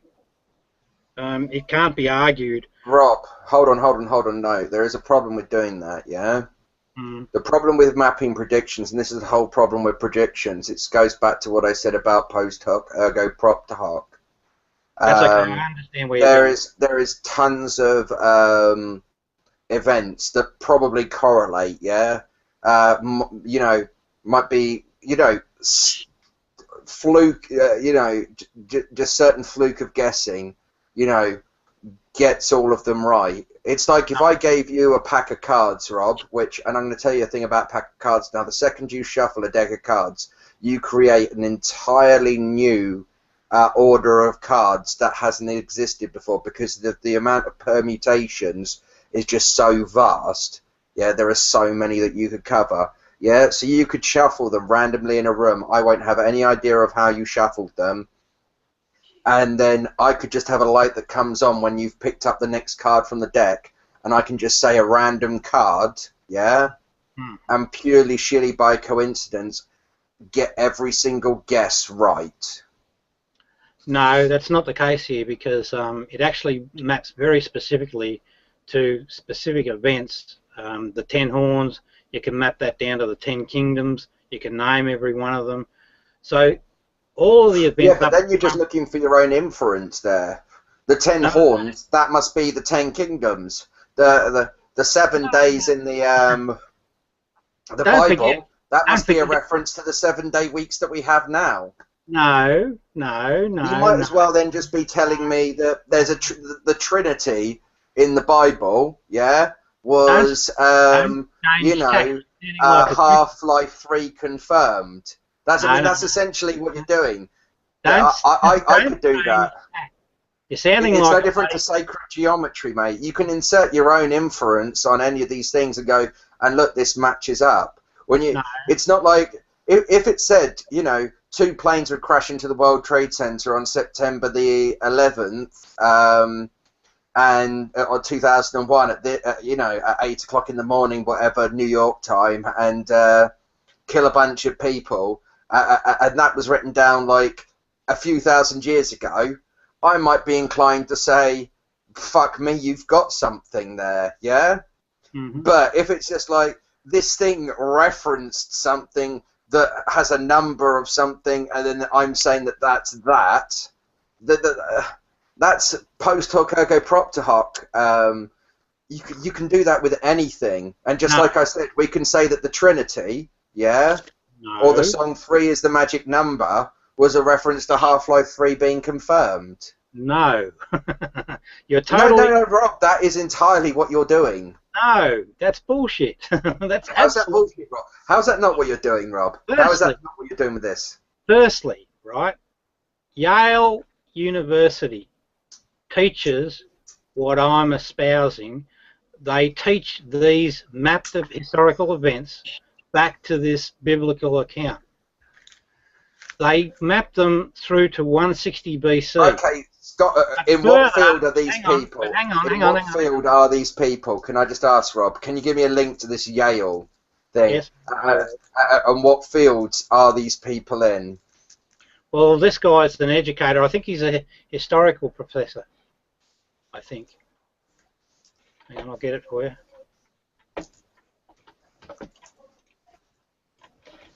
But I've tied in a couple of other things that he hasn't with this particular book.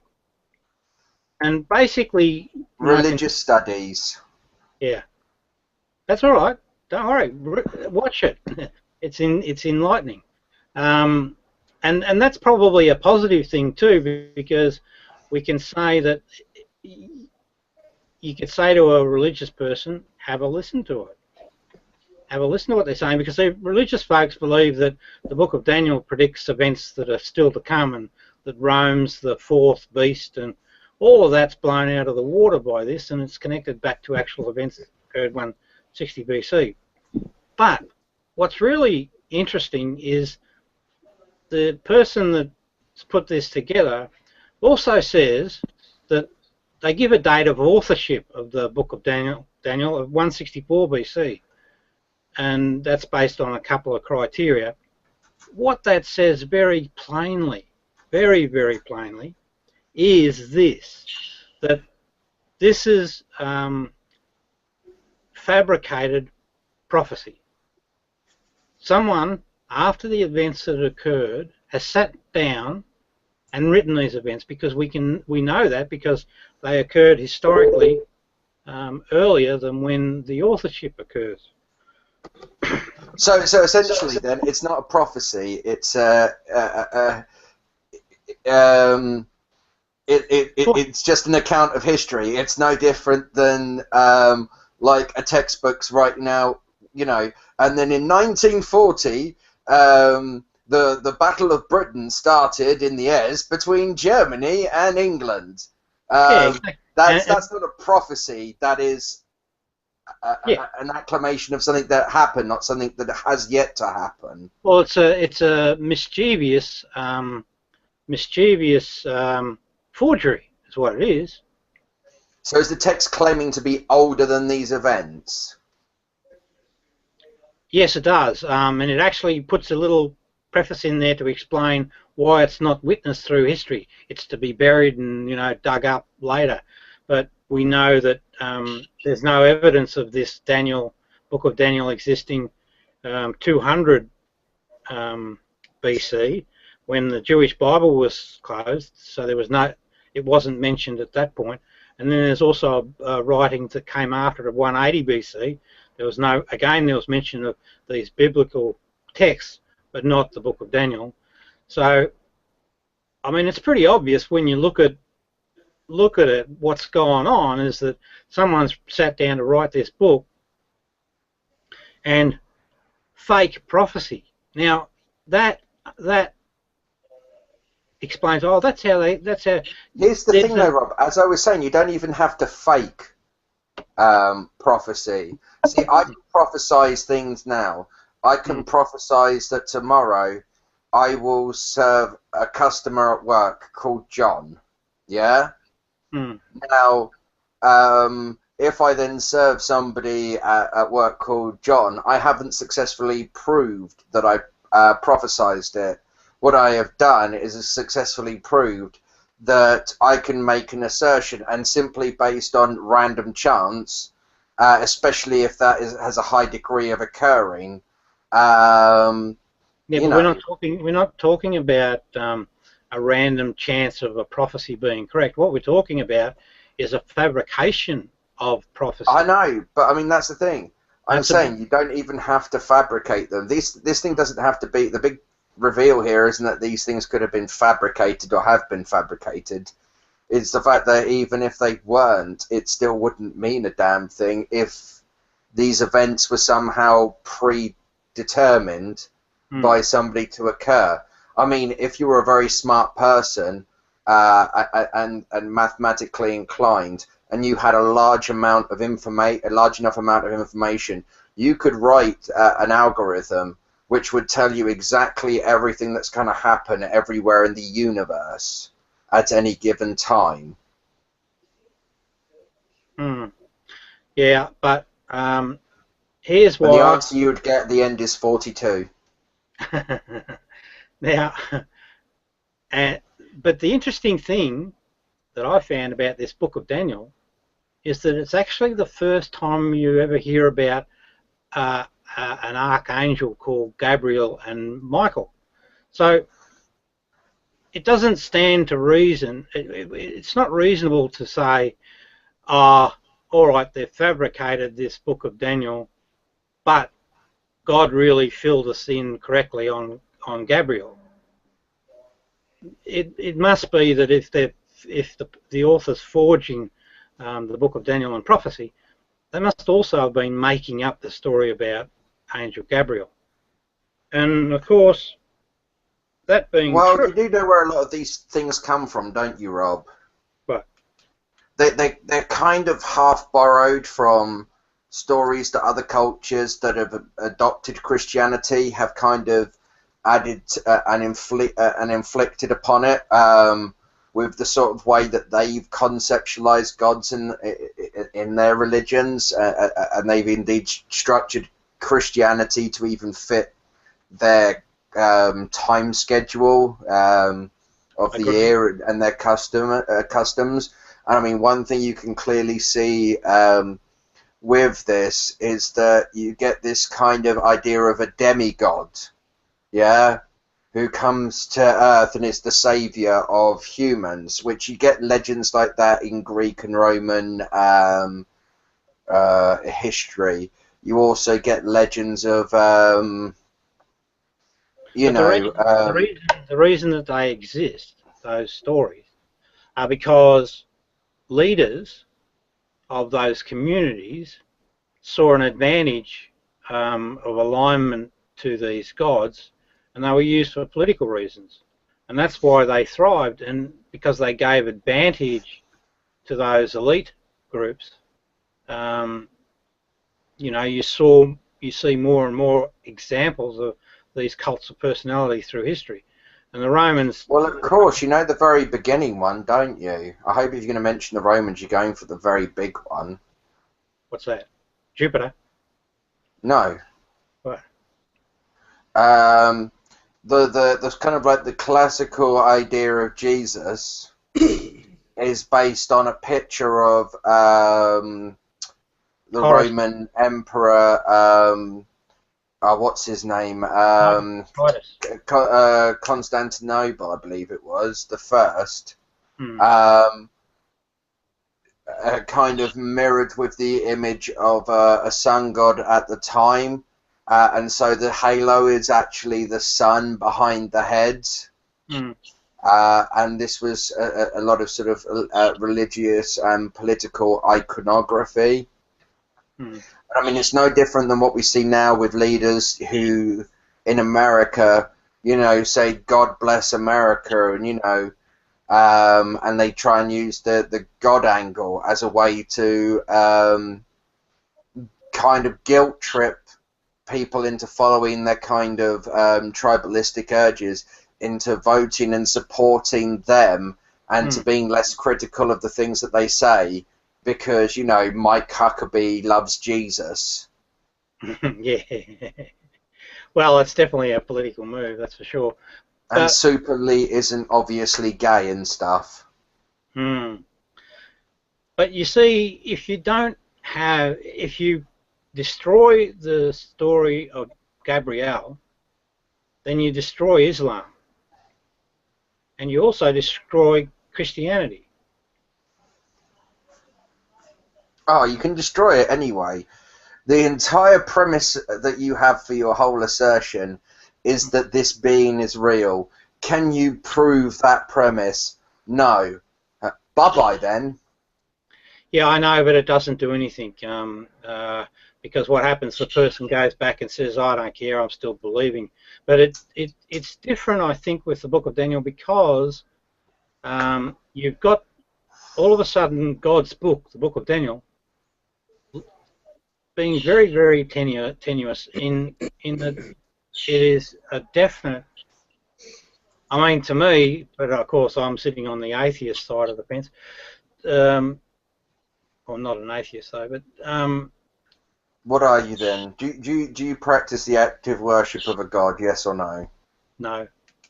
Then you're an atheist. Nah, I don't like the atheist group, because here's my problem, right? Atheist is not an identity, right? Or a religion or a group or anything like that. Atheists just simply means without God. It is a true dichotomy. You either believe in God or you do not believe in God. You can't both, under the law of non-contradiction, simultaneously actively believe and actively disbelieve in a God. You know, so for instance, atheists include Buddhists and you know, various different other sort of religions, because most people who are irreligious tend to be atheist because they're not really assigned to any dogma. They tend to just take the primary label of atheist. You see, like a Christian is a theist and a Christian, yeah? They Christianity is theism, whereas as an atheist, I'm not a Christian, so therefore I have nothing to put on the end of that. So therefore, I'm just an atheist. And people have tried to make it this sort of like this identity that it really isn't, and you know, but no, you are an atheist, and I think we should start using words for what they fucking mean, because if we just broaden definitions too much, then words are ultimately meaningless. Yeah. Maybe, but anyway, I you know, I mean, and this is where it gets confusing, I suppose. I like the term Gnostic, as in knowing, evidence-based living, as opposed to belief-based living. Yeah, no, but Gnostic just means no. Agnostic means don't know. Is without knowledge. I'm comfortable with what I want, and I think I know. Well, no, I mean, the whole idea is that in, say, your atheistic claim, if your claim in atheism is that I know there isn't a God, so therefore I don't believe, yeah, that would be a Gnostic claim. I don't know whether there is a God or not. I choose on that basis to believe then that there isn't. That's an agnostic claim. But if you are not practicing the active worship of a God, then you are still an atheist. This whole idea that agnostic somehow is a middle ground sort of thing. It doesn't exist, and there seems to be a lot of people who try and do this sort of like this fence sitting, this centralism, because they're trying to sort of hedge their bets as being neither correct or incorrect. Yeah. I know this may not go down well, but I feel I understand everything about how all this stuff works, how the religions came to pass, what the motivating forces were. I understand. You won't ever get rid of it because of that same behaviour manifests itself in other ways. Human beings build up these identities, and we like to, and part of the reason is we like to have a group identity, a tribe, if you will, that we belong to. And you see it in sort of fashion trends, and I don't know if you've seen the thing Mean Girls, but like the idea of the cliques in the cafeteria. You've got your jocks, your plastics, your geeks, your Asians, you know, people sticking with a group that they have a similar sort of dress code and music and, you know, a lot of shared experience too. This thing then becomes no different than that thing, and we then have an us and the other. We have a way to define people as part of our group and not part of our group. And when we start to do that, I mean, that's when things can go to bad things, and we can start, you know, becoming racist and believing other people have lesser rights or are evil or gay or bad and wrong and stuff like that. We're all doomed. Yeah.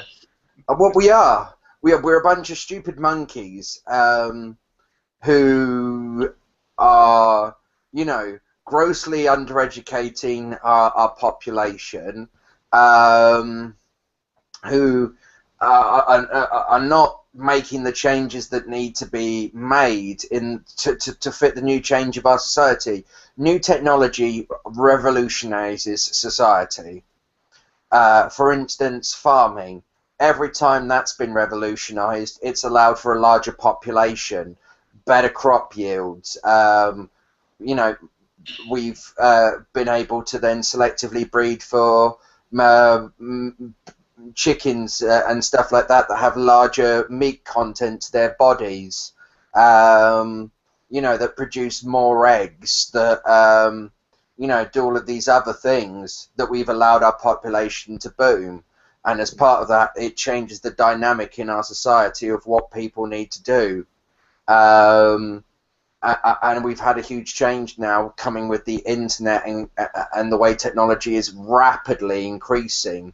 I mean, as part of the razor of technology, it just gets steeper and steeper.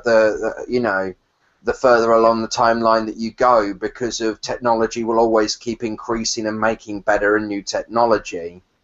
And that's one of the things we've got to adjust to in a society that then fits that dynamic.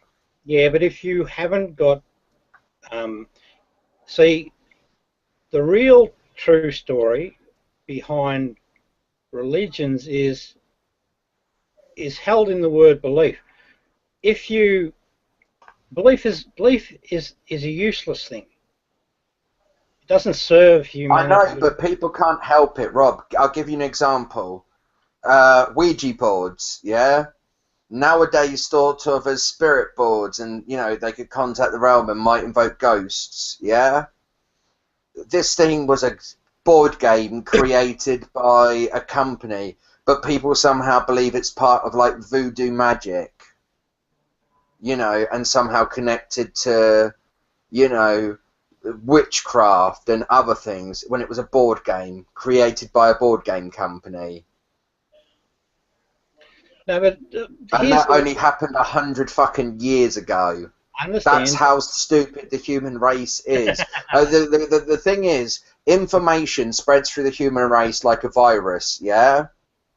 But the thing that steps unfortunately, in religion, nothing's going to determine what viruses are going to be most prevalent and most contagious. The thing that steps in, right, when religion's gone, now I know that's a big ask, but the thing that steps in is science. Science is the thing that takes over. Yes, because science truth- asks questions, Rob, and then answers them. Yeah. And the thing that's going to propel that is if people can understand how to analyze things and how to separate good science from junk science, that would be a great thing. Let's, like, for instance, we've got somebody on here called Ryan Gallagher, yeah, who thinks he understands science, but doesn't understand how forces work. Can't understand how a rocket goes into space because he doesn't understand the fundamentals of the physics involved in those principles. He doesn't understand how gravity is a continual force acting upon the rocket that deaccelerates it, and so that it must continually produce thrust in order to have a force greater in order to accelerate away from the Earth. He doesn't understand these things. He doesn't understand how these principles work. So when it comes to him trying to understand something, which if you understood the basics would make sense, he's at a loss, and so therefore it turns into it's a conspiracy to lie about the shape of the Earth and all of this sort of stuff. What's his name, Ryan? Yeah. I know Ryan. Ryan's got some really wacky thinking. It's just the same. You know who I'm talking about, right? I think I do. He's got some really strange ideas, doesn't he? To boot on belief. I think so. Yeah. I mean, his flat Earth stuff is immensely crazy. Yeah, and I mean, the problem is he can't seem to absorb any new information because of this other stuff. There's that critical point, right? You always get to that critical point between truth or knowledge or fact, and on one side, and then belief. And this is the thing. Now I'll go back to Jesus, right? By the way, Rob, can I ask you one question? I've been dying to ask you. Yeah. Did you ever write what is this thing called bad yet? No. It was going to be called what is this thing called evil? That was it. That was it. Yes, that was it. Yeah. Now Down's having a bit of a fiddle with me, but basically. I beg your pardon.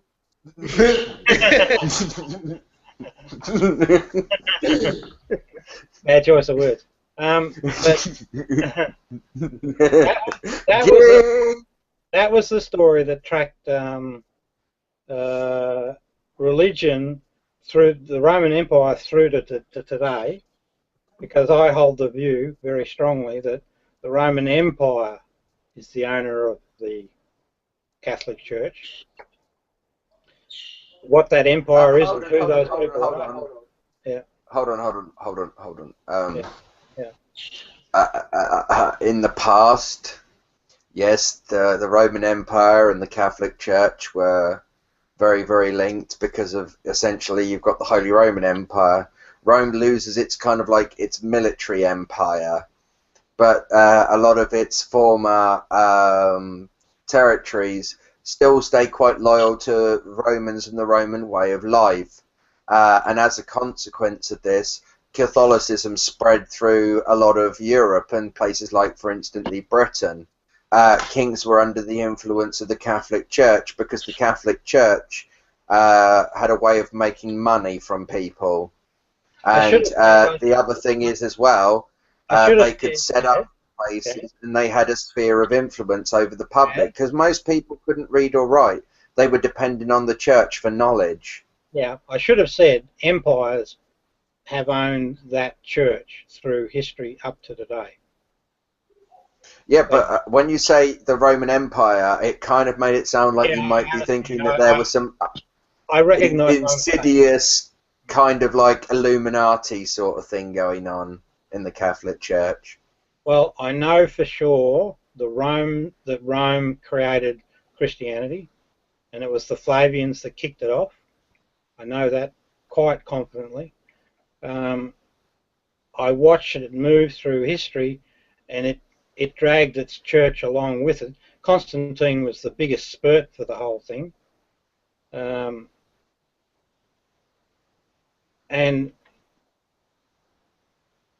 I mean, it couldn't be any other way. I mean, the only other way is that there was a God, and there just simply isn't. Too many. Well, no, that's not the only other way. They adopted. There were stories of some young person. There's a number of things. There were stories about some young guys who was going around saying sort of like certain things which struck an accord with people. Things like, you know, the rich should be helping the poor and things like that. Kind of like a Russell Brand of the day, yeah? Mm-hmm. And a lot of people kind of agreed with what he was saying, yeah? And however, you know, through sort of like legend and things like that, you know, he got claimed to be the son of God and all of these sorts of things. Or he was said to be the son of God in order to sort of like make people more inclined to believe in him as a kind of like, you know, like if somebody goes, oh, this Jesus fella, why should I listen to him? Well, he is the son of God. Well, I can't argue with that now, can I? Or, you know, the Romans took some of their religious understanding and created this legend of some sort of Messiah as foretold by the Jews, and sent it sort of like around areas where there have been legends of one or more people doing something, and, you know, they were sort of taken and sort of like cobbled together, and over time, like, names have been changed, and sort of like this person who's actually two different people's actions are now being contributed to the one person. Like, for instance, the legend of Robin Hood can take place anywhere between 1038 and about sort of like 1276 AD. And it's hard to pinpoint it, and there may have been multiple different people that the Robin Hood tale's about, and there's lots of different candidates. The most common one is sort of held around about 1190 with sort of John and, you know, like King John and Robin Hood, and, you know, that whole legend that you mainly get out of Hollywood and the Robin of Locksley sort of tale. And, you know, even today, like, there's this rumour that went around at one stage about Prince that he had had his ribs removed in order to suck his own dick. The same rumour still goes around these days, but it's about the what they called the artist Marilyn Manson. Supposedly he's had his ribs removed in order to suck his own dick. Now, before we get into this story, we need to just premise this. It's not the fact that you have lower ribs that makes it hard, if not impossible, for you to suck your own dick. It's the fact that you have vertebrae arranged the way it does. You see, cats can lick their bollocks, and they have ribs. That's because they've got a different structure to their spine than you do. How interesting. Anyway, the second journey, so out of first century Judea, you have the Romans and the Empire carting along its Roman Christianity, its cult, and then over on the other side you've got the Jewish folks out of Persia, and they move. Got to get a call. They move up through the Balkans and across to America. Hello? No, look, not yet. All right.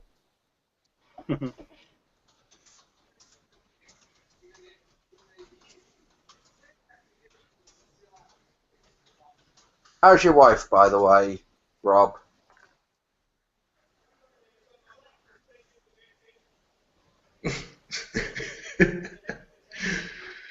No, I don't mean it like that. I have no problem with his wife.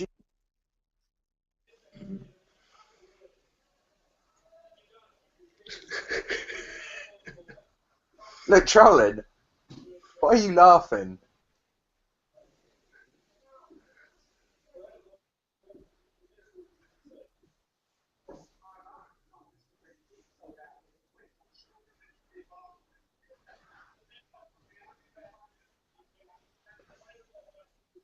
So how have you been, Beaner, anyway? I'm back. Welcome back, Rob. Mm-hmm. How's your wife, by the way? She's fine. Tell her I said hello. Now, there were two paths out, and one Pardon was... you. Yeah, pardon me. Not you, trolling. Two, the second was the Jewish folks, particularly the Persian Jews. Then they move up through the Balkans, and you get them up in what's that area just beside Russia? Europe. Yeah, No. Eastern Europe, Slovakia, No, Yugoslavia, no. Poland. Yeah, there was a settlement there of Jewish folks, and what you see is that Jewish population move into America. The interesting thing tactically it's like we got these two empires. Tactically, an interesting thing occurred back in Babylon, I think it was. They made a commitment to educate their boys, and what we see is particularly Ashkenazi Jewish folks doing exceedingly well in higher education and the sciences and a bunch of other areas. Politics, right into that. Now, Islam, I don't know yet. I haven't sort of done research, but I did come across a Jewish guy who said that Islam was started by the Jews, and it was a guy called Ibn Salam, Jewish fellow that was around in the time Abdul Ibn Salam, I think. IBN.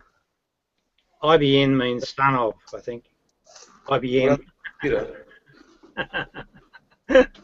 anyway, this dude, he suggested he was the one that was behind Islam. I thought, oh, geez, that's interesting.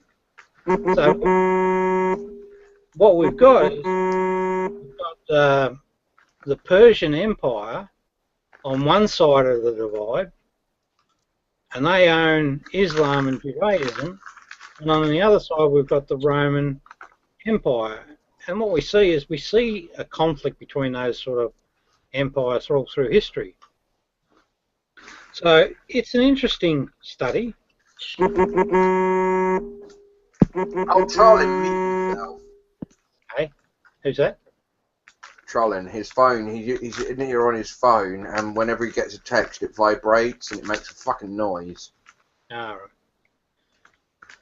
Oh, he's muted now, so... Yeah, so that's the basic premise of that book, and the thing is, it's I call it evil because I hold the view that empires are symbolic of the ego mind. They live like an ego, lies, treachery, taking an unequitable greed, an unequitable care of the person. And so what I'm saying... You do know that's just human nature, right, Rob? Oh, yeah. I mean, that is it. However, it's a small portion of humans that are taking advantage of an extremely large population. And that's an injustice. That's wrong. That's why we had the revolutions across the planet. People started to wake up to the religious scams. But they weren't successful. Empires still survived. Rob, can I just stop you a second there? Yes, Bina. They're pickled onion transformer snacks.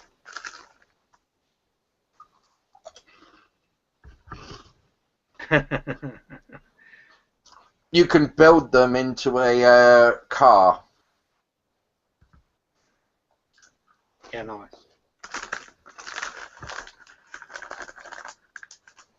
Look up Golden Wonder Transform Snacks. Pickled onion. But Chaz, I still think the critical problem to be solved is bursting the belief bubble.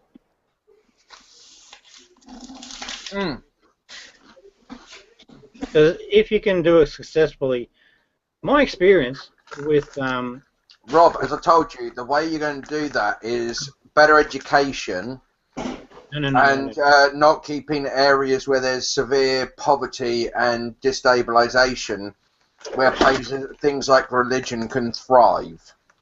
No, I disagree. The only way you can kill religion is through attrition. No.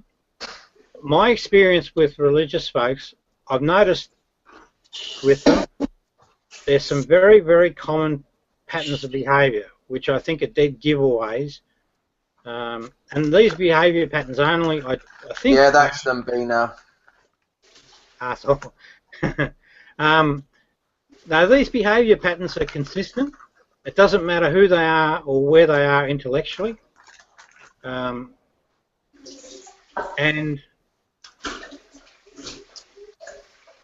2 bags for 50, Bina.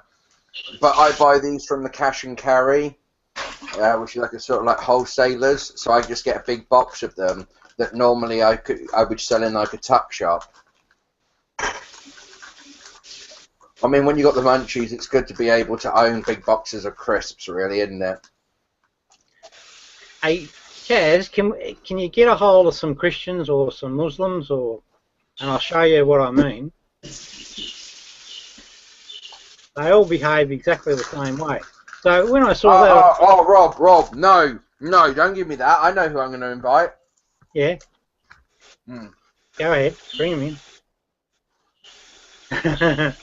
Now, before they come into the room, if it's going to be today, but here's what's going to happen.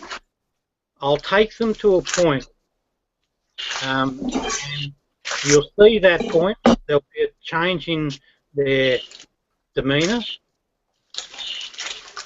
And this is going to be comedy fucking gold. Yeah. Now, they'll come to a point with that demeanour, and then they'll exhibit some very common behaviours that you see amongst all theists. If you can get to this point, they could be the nicest person in the world, but they will still make personal attacks because they'll recognise a threat. They will they'll probably try and save face. They'll actually get quite nasty. So it's a Jekyll and Hyde personality on display. And then, if they can't seem to get any traction, they'll want to run out of the room. So I can demonstrate that, no drama. What I'd like to try is somehow locking them into the room to go through a bit more information. And whether that's done by being... See, I don't want to be nice. I don't want to be cordial or anything. I just want to be... Because to me, the disturbance is part of it. You have to put up with it.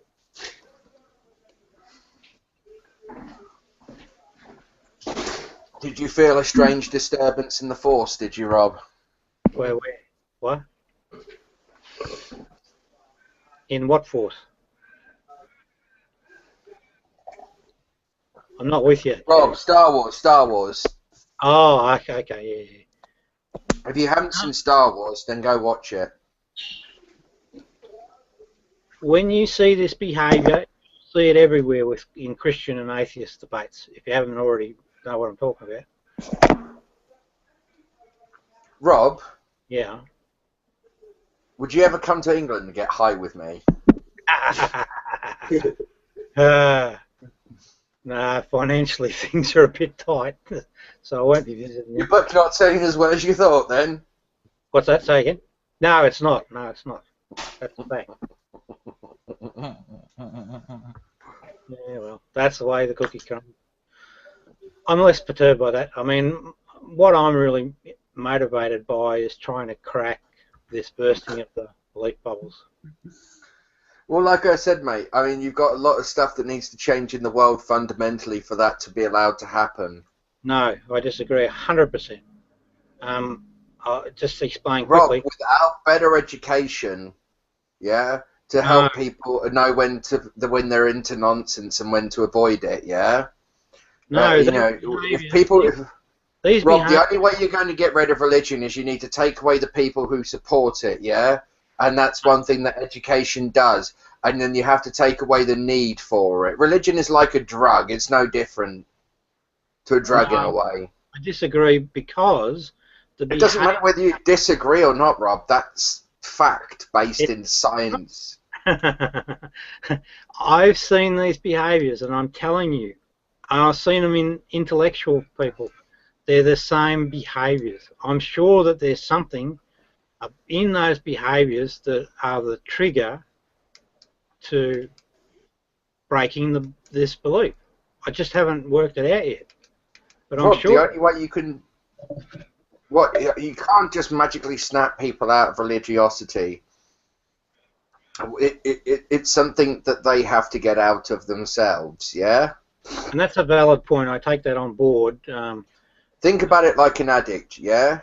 Hmm. You can't force somebody into rehab, yeah? Because then it's almost guaranteed that they will relapse, yeah? Hmm. You have to get them to accept truth.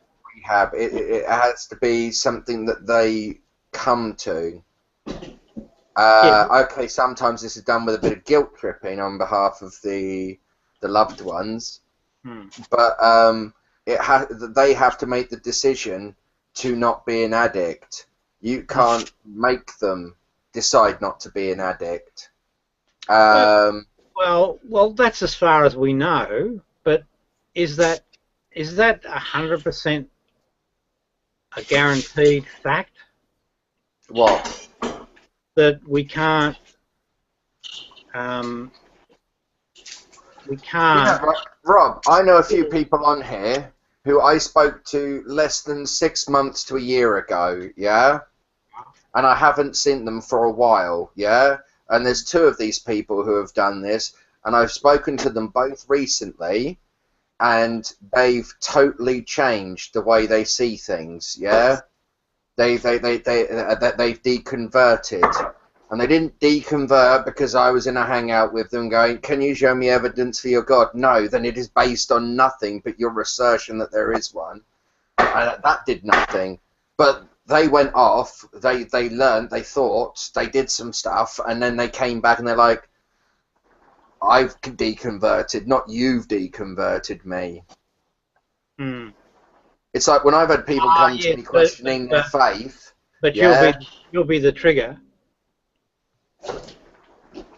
You're not the trigger, really. You are just a series of events. That's all. These people go away and then they rethink these things for a number of reasons. Sometimes it can be because of trauma. You know, like there's I think some graffiti on the wall in Auschwitz, written by one of the inmates, which says, you know, pretty much that because of what they witnessed there, that they don't believe that there's a God. Ah, yeah, I remember that. And but that's still the same event. No matter what way you want to look at it, a person was faced with a reality that didn't match the belief. And do you know what people get when they do that, Rob? Yes. Do you know what people get when they do that? Cognitive dissonance. Yes. And what is cognitive dissonance? It's belief being confronting reality. No, not quite. Cognitive dissonance is the discomfort that human beings feel trying to hold two conflicting beliefs. Gotcha. And people who try and avoid that cognitive dissonance will either start just instantly rejecting anything, they'll go into denial or, you know, some other thing in order to avoid that cognitive dissonance. And that's one thing you've got to remember is these people who are having this religiosity to them, and you confront them with something that makes them question that religiosity, that's going to give them that cognitive dissonance. Yeah, but here's the thing. Hang on, this is an important point. I don't know whether I'm right here or not, but I kind of think that... Careful now. Yeah. I kind of think that Don't people... strain yourself. Oh, I'm sorry, I'll wait. I'll let you go. I kind of think that this recognition of a truth, and it has to be a genuine truth, by a person may occur subconsciously. The actual recognition. Because they're being presented, they seem to pick up early on in the story that you're presenting, before they've even been given any real information. It's sort of like a super brain at work that's saying, "Uh-oh, shit, this is going to be trouble for us." Well, actually, Rob, there's something I can explain to you about this if you're willing to listen to it. The human brain is kind of like a brain of two parts. You've got the sort of like the primal parts of the brain, like the lizard brain and the amygdala and stuff like that, yeah? Which all of your sensory information goes into, yeah? And the thinking that comes from that is just quite reactionary, so sort of like the flight or fight reaction. And then the information is disseminated onto other areas of the brain, yeah, which is information that we've learned, memory centers and things like that. But this lizard brain is highly, very good at processing information, yeah. It just doesn't have a very good wide set of measures for information to be that useful. And the funny thing is, when we lie, that uses a different part of our body than the amygdala. So when we hear a question, there is this thing called a micro-expression. It is the small, minute reaction your face makes because a signal comes from part of your amygdala just gets, you know, I've heard something that's making me uncomfortable, yeah? Like the, oh shit, they're on to me, yeah? Before it then gets to the part of your brain which is responsible for where you can lie, and then that part of your brain just goes, play it cool, yeah? And for a brief split second, if you watch these things, and they've like done this using high resolution cameras, there is a TED talk about it as well. But for a brief second, you start to display one emotion before you go on to another one, and by able to be, you know, observing these micro expressions can, you know, help people detect even some of the most skilled liars, because if you know, it's very hard to control that autonomic reaction. It's like a flinch. Yeah. Well, that's like can't control a flinch. Yeah, well, that's the same. The reaction behaviours when you actually get a religious person in against some information that they can't respond to, you get the flight-fright response. You get the, you know, all of those behaviours emerge. And the person can't control themselves. They can't. So I'm Of just course saying, not, and part of that plays into because of that cognitive dissonance. yeah. So the Um, question still becomes, can we use this information in some way to crack through? no, the only thing you can do is to get them, because the problem is if you're dealing with, you know, one part of the brain recognizes that something must be true. Ergo, the thing that they currently hold to be true is false. Ergo, they either reject the first thing in order for the second to be true, or they reject the first thing in order to then recognize this, you know. Hmm.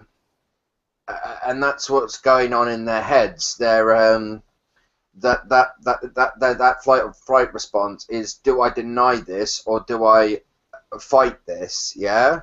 Hmm. And the best thing to do is to get them to critically analyze, you know, what they believe first. And that just comes from just education, just talking about things, the sharing of ideas. To sit there and go, hey, here's some information you maybe didn't know. Now think about that information.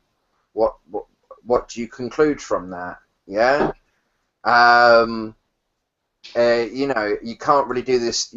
You're wrong. The only way it'd work if you can educate people to be able to do that self-analysis, that Socraticism, to have that skeptic way of understanding, to, you know, be able to sit there and say, you know what, I might be wrong about this. Hmm. You know, what if I was to say hypothetically I was wrong? You know, it's like I had somebody come to me who was starting to question their faith, yeah, in Christianity. And I said to him, how about this? How about for 1 week, 1 month, yeah, you just sort of live your life as to what you feel it would be like if you were an atheist, yeah? Spend a week thinking, if I was an atheist, what does that mean to me? Yeah? And, you know, just asking questions of it and asking questions of the things that you currently believe in, yeah, as if you didn't believe in them. You know, try arguing for the other side for a change and, you know, walk a mile in that person's shoes. And then that's how they're going to then come to that. Like I said, when I stopped believing in God, it took the knowledge and education I had learned from, you know, informational TV shows and documentaries, and just from the, you know, the knowledge I had of the area that I lived in and the rich history that involves in it, and the you know, I've seen a lighthouse that was built by Romans. Hmm. It's in my hometown.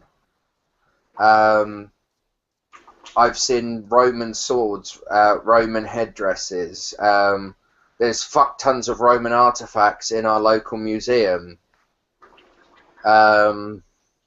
There's a Roman painted house. How does that break Because you? because that was stuff to do with the Roman era. Jesus, there's all mentions of Romans in that, yeah? Hmm. And my brain came to this conclusion: if I can see this stuff of Roman history and then I know to accept it because I can see it, I know that there were these daggers, I've seen the engravings on them, I know you can see similar uses of languages in other areas that date to the similar time period of these things. We know the Romans were in Britain. We've known that for a long old time. Because there's even sort of like artifacts in Rome which mention stuff to do with Britain, and coins and stuff from Britain in throughout parts of the Roman Empire. And obviously things like the legend of Boadicea and you know, stuff like that, and you know, her fighting the Romans in Britain. But this Jesus thing, can I see some evidence of this Jesus thing? Because I can see that shit. Can I see some shit like that of that? And then that starts the question asking. You know, you start asking questions of the world around you, specifically your worldview. Because, and as I said, with religion, it's just telling you a bunch of answers before you've asked the questions. And then, therefore, you don't need to ask the questions because you already have all the answers. And that's kind of similar to what part of the Dunning-Kruger effect says. What's that? People who lack their lack the ability to assess how much of that subject they know. Because let's say you only knew 20% of modern psychology, yeah, academia. You only knew 20% of it, yeah? When it came to you assessing how good you are in psychology, you would have no idea that you only know 20%. You only know 100% of what you know, yeah? And so therefore, you would be more inclined to overestimate your ability in that field. But whereas people who were more clued up about that subject tended to, because what they were doing is they were given the idea to predict how well they would do on a test, yeah? And the predictions from the people who knew the least were above what they actually scored, and the other end of the chart, the people who knew what they were talking about underestimated what they would gain on what they would get on the test. So, sorry, what's the main point of that? I'm sort of not getting it quite.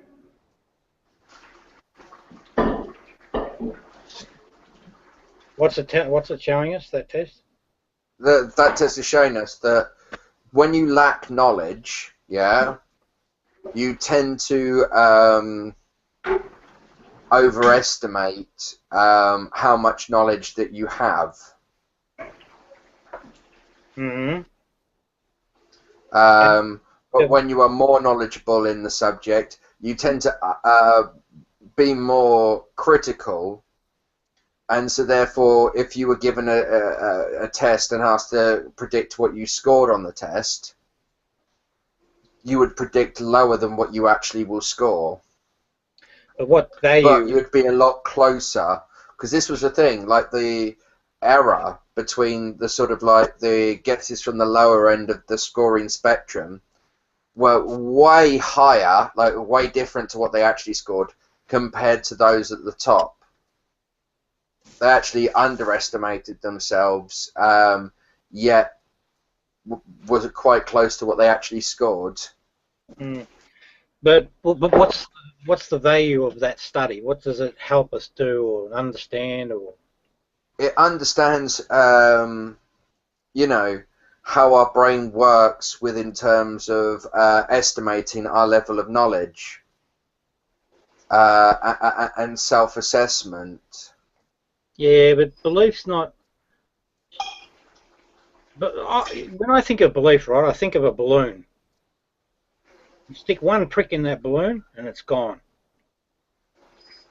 Yeah, I know, but you can't stick the prick in the balloon. They've got to prick themselves. Yeah, I wish we could. Because otherwise, all they're going to think of is you're a prick, and that's not going to help your cause. Well, that's okay. I don't mind. I don't mind as long as people aren't. They're just going to ignore the fact that you've got a pen, and somehow that will work. Well, you know, if it would work, it'd be lovely. I'd be very happy. No. I'm saying it will work for them just to ignore you. So you've just then got an imaginary needle. No. Yeah, that's what will happen, Rob. I want the real one. I'm looking for the real needle. You want to be a real prick. Well, actually, maybe it has something to do with that. When we get a question in, I'll play with that idea. I mean, I look at it this way, right? I accept that there'll be a disturbance. You know, the cognitive dissonance is unavoidable. There'll be a disturbance in the force. Yeah, but I think, well, I'm very confident that that person would end up in a better place. So if, you know, you've got to shake it up a bit, to me that's okay. But does it work, is the question. See, the thing about the Book of Daniel strategy is that it's very specific, and it forces the believer to defend probably indefensible material, right? Because they can't really match these 10 horns as well as, you know, history does. They just can't. It's impossible to do that. So you immediately put them into cognitive dissonance. But can you hold them there? And say, you know, because the response is going to be, no, that's not real, because, you know, you've got no way of justifying that. It's not in your Bible, so you can't. You obviously made that up out of your head, so it's not God's word. And just keep working that angle. Now, of course, at that point, you know, a lot of folks would want to run from the room, but the trick is, can you keep them in the room a bit longer? And just on logic, and just say, well, no, that's not correct, because you know, there'll be plenty of points of that you'll be able to say, well, no, there's no evidence for what you're saying, none whatsoever. Of course, there'll be all sorts of inventive stories, and probably a question that will throw me off as well, but the objective I'd like to try for is just to keep them in the room for as long as possible. Keep them in that cognitive dissonance phase to see if anything transpires. See what transpires. Hey? Sorry, I didn't get that one. Oh, what transpires? That there's an impact on that individual. I don't expect it in the session itself, but there's an impact on that person that makes them, you know, not believe. Burst their little bubbles.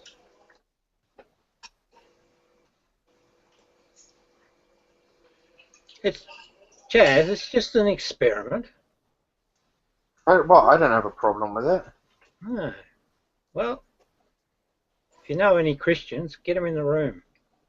I'm trying to sort of like find some of the Christians I know. Oh, look, this is a project, so it doesn't matter if it doesn't happen today or whenever it happens, but I honestly think that there's something in the cognitive dissonance phenomena that we should experiment a little with, just see what we can do with it. And sure, if it's the trigger event, like, you know, what the impact you had on other people, good enough. Doesn't matter if it takes them, you know, a year later to get out of it, but if it triggers it, then we can start, you know, using it more often.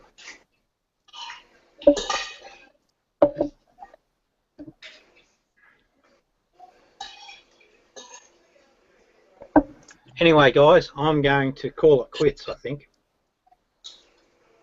Lovely to see you all. I don't know what happens to the room if I close out, but good luck. See you all. I'll do that. I'll stop the broadcast first.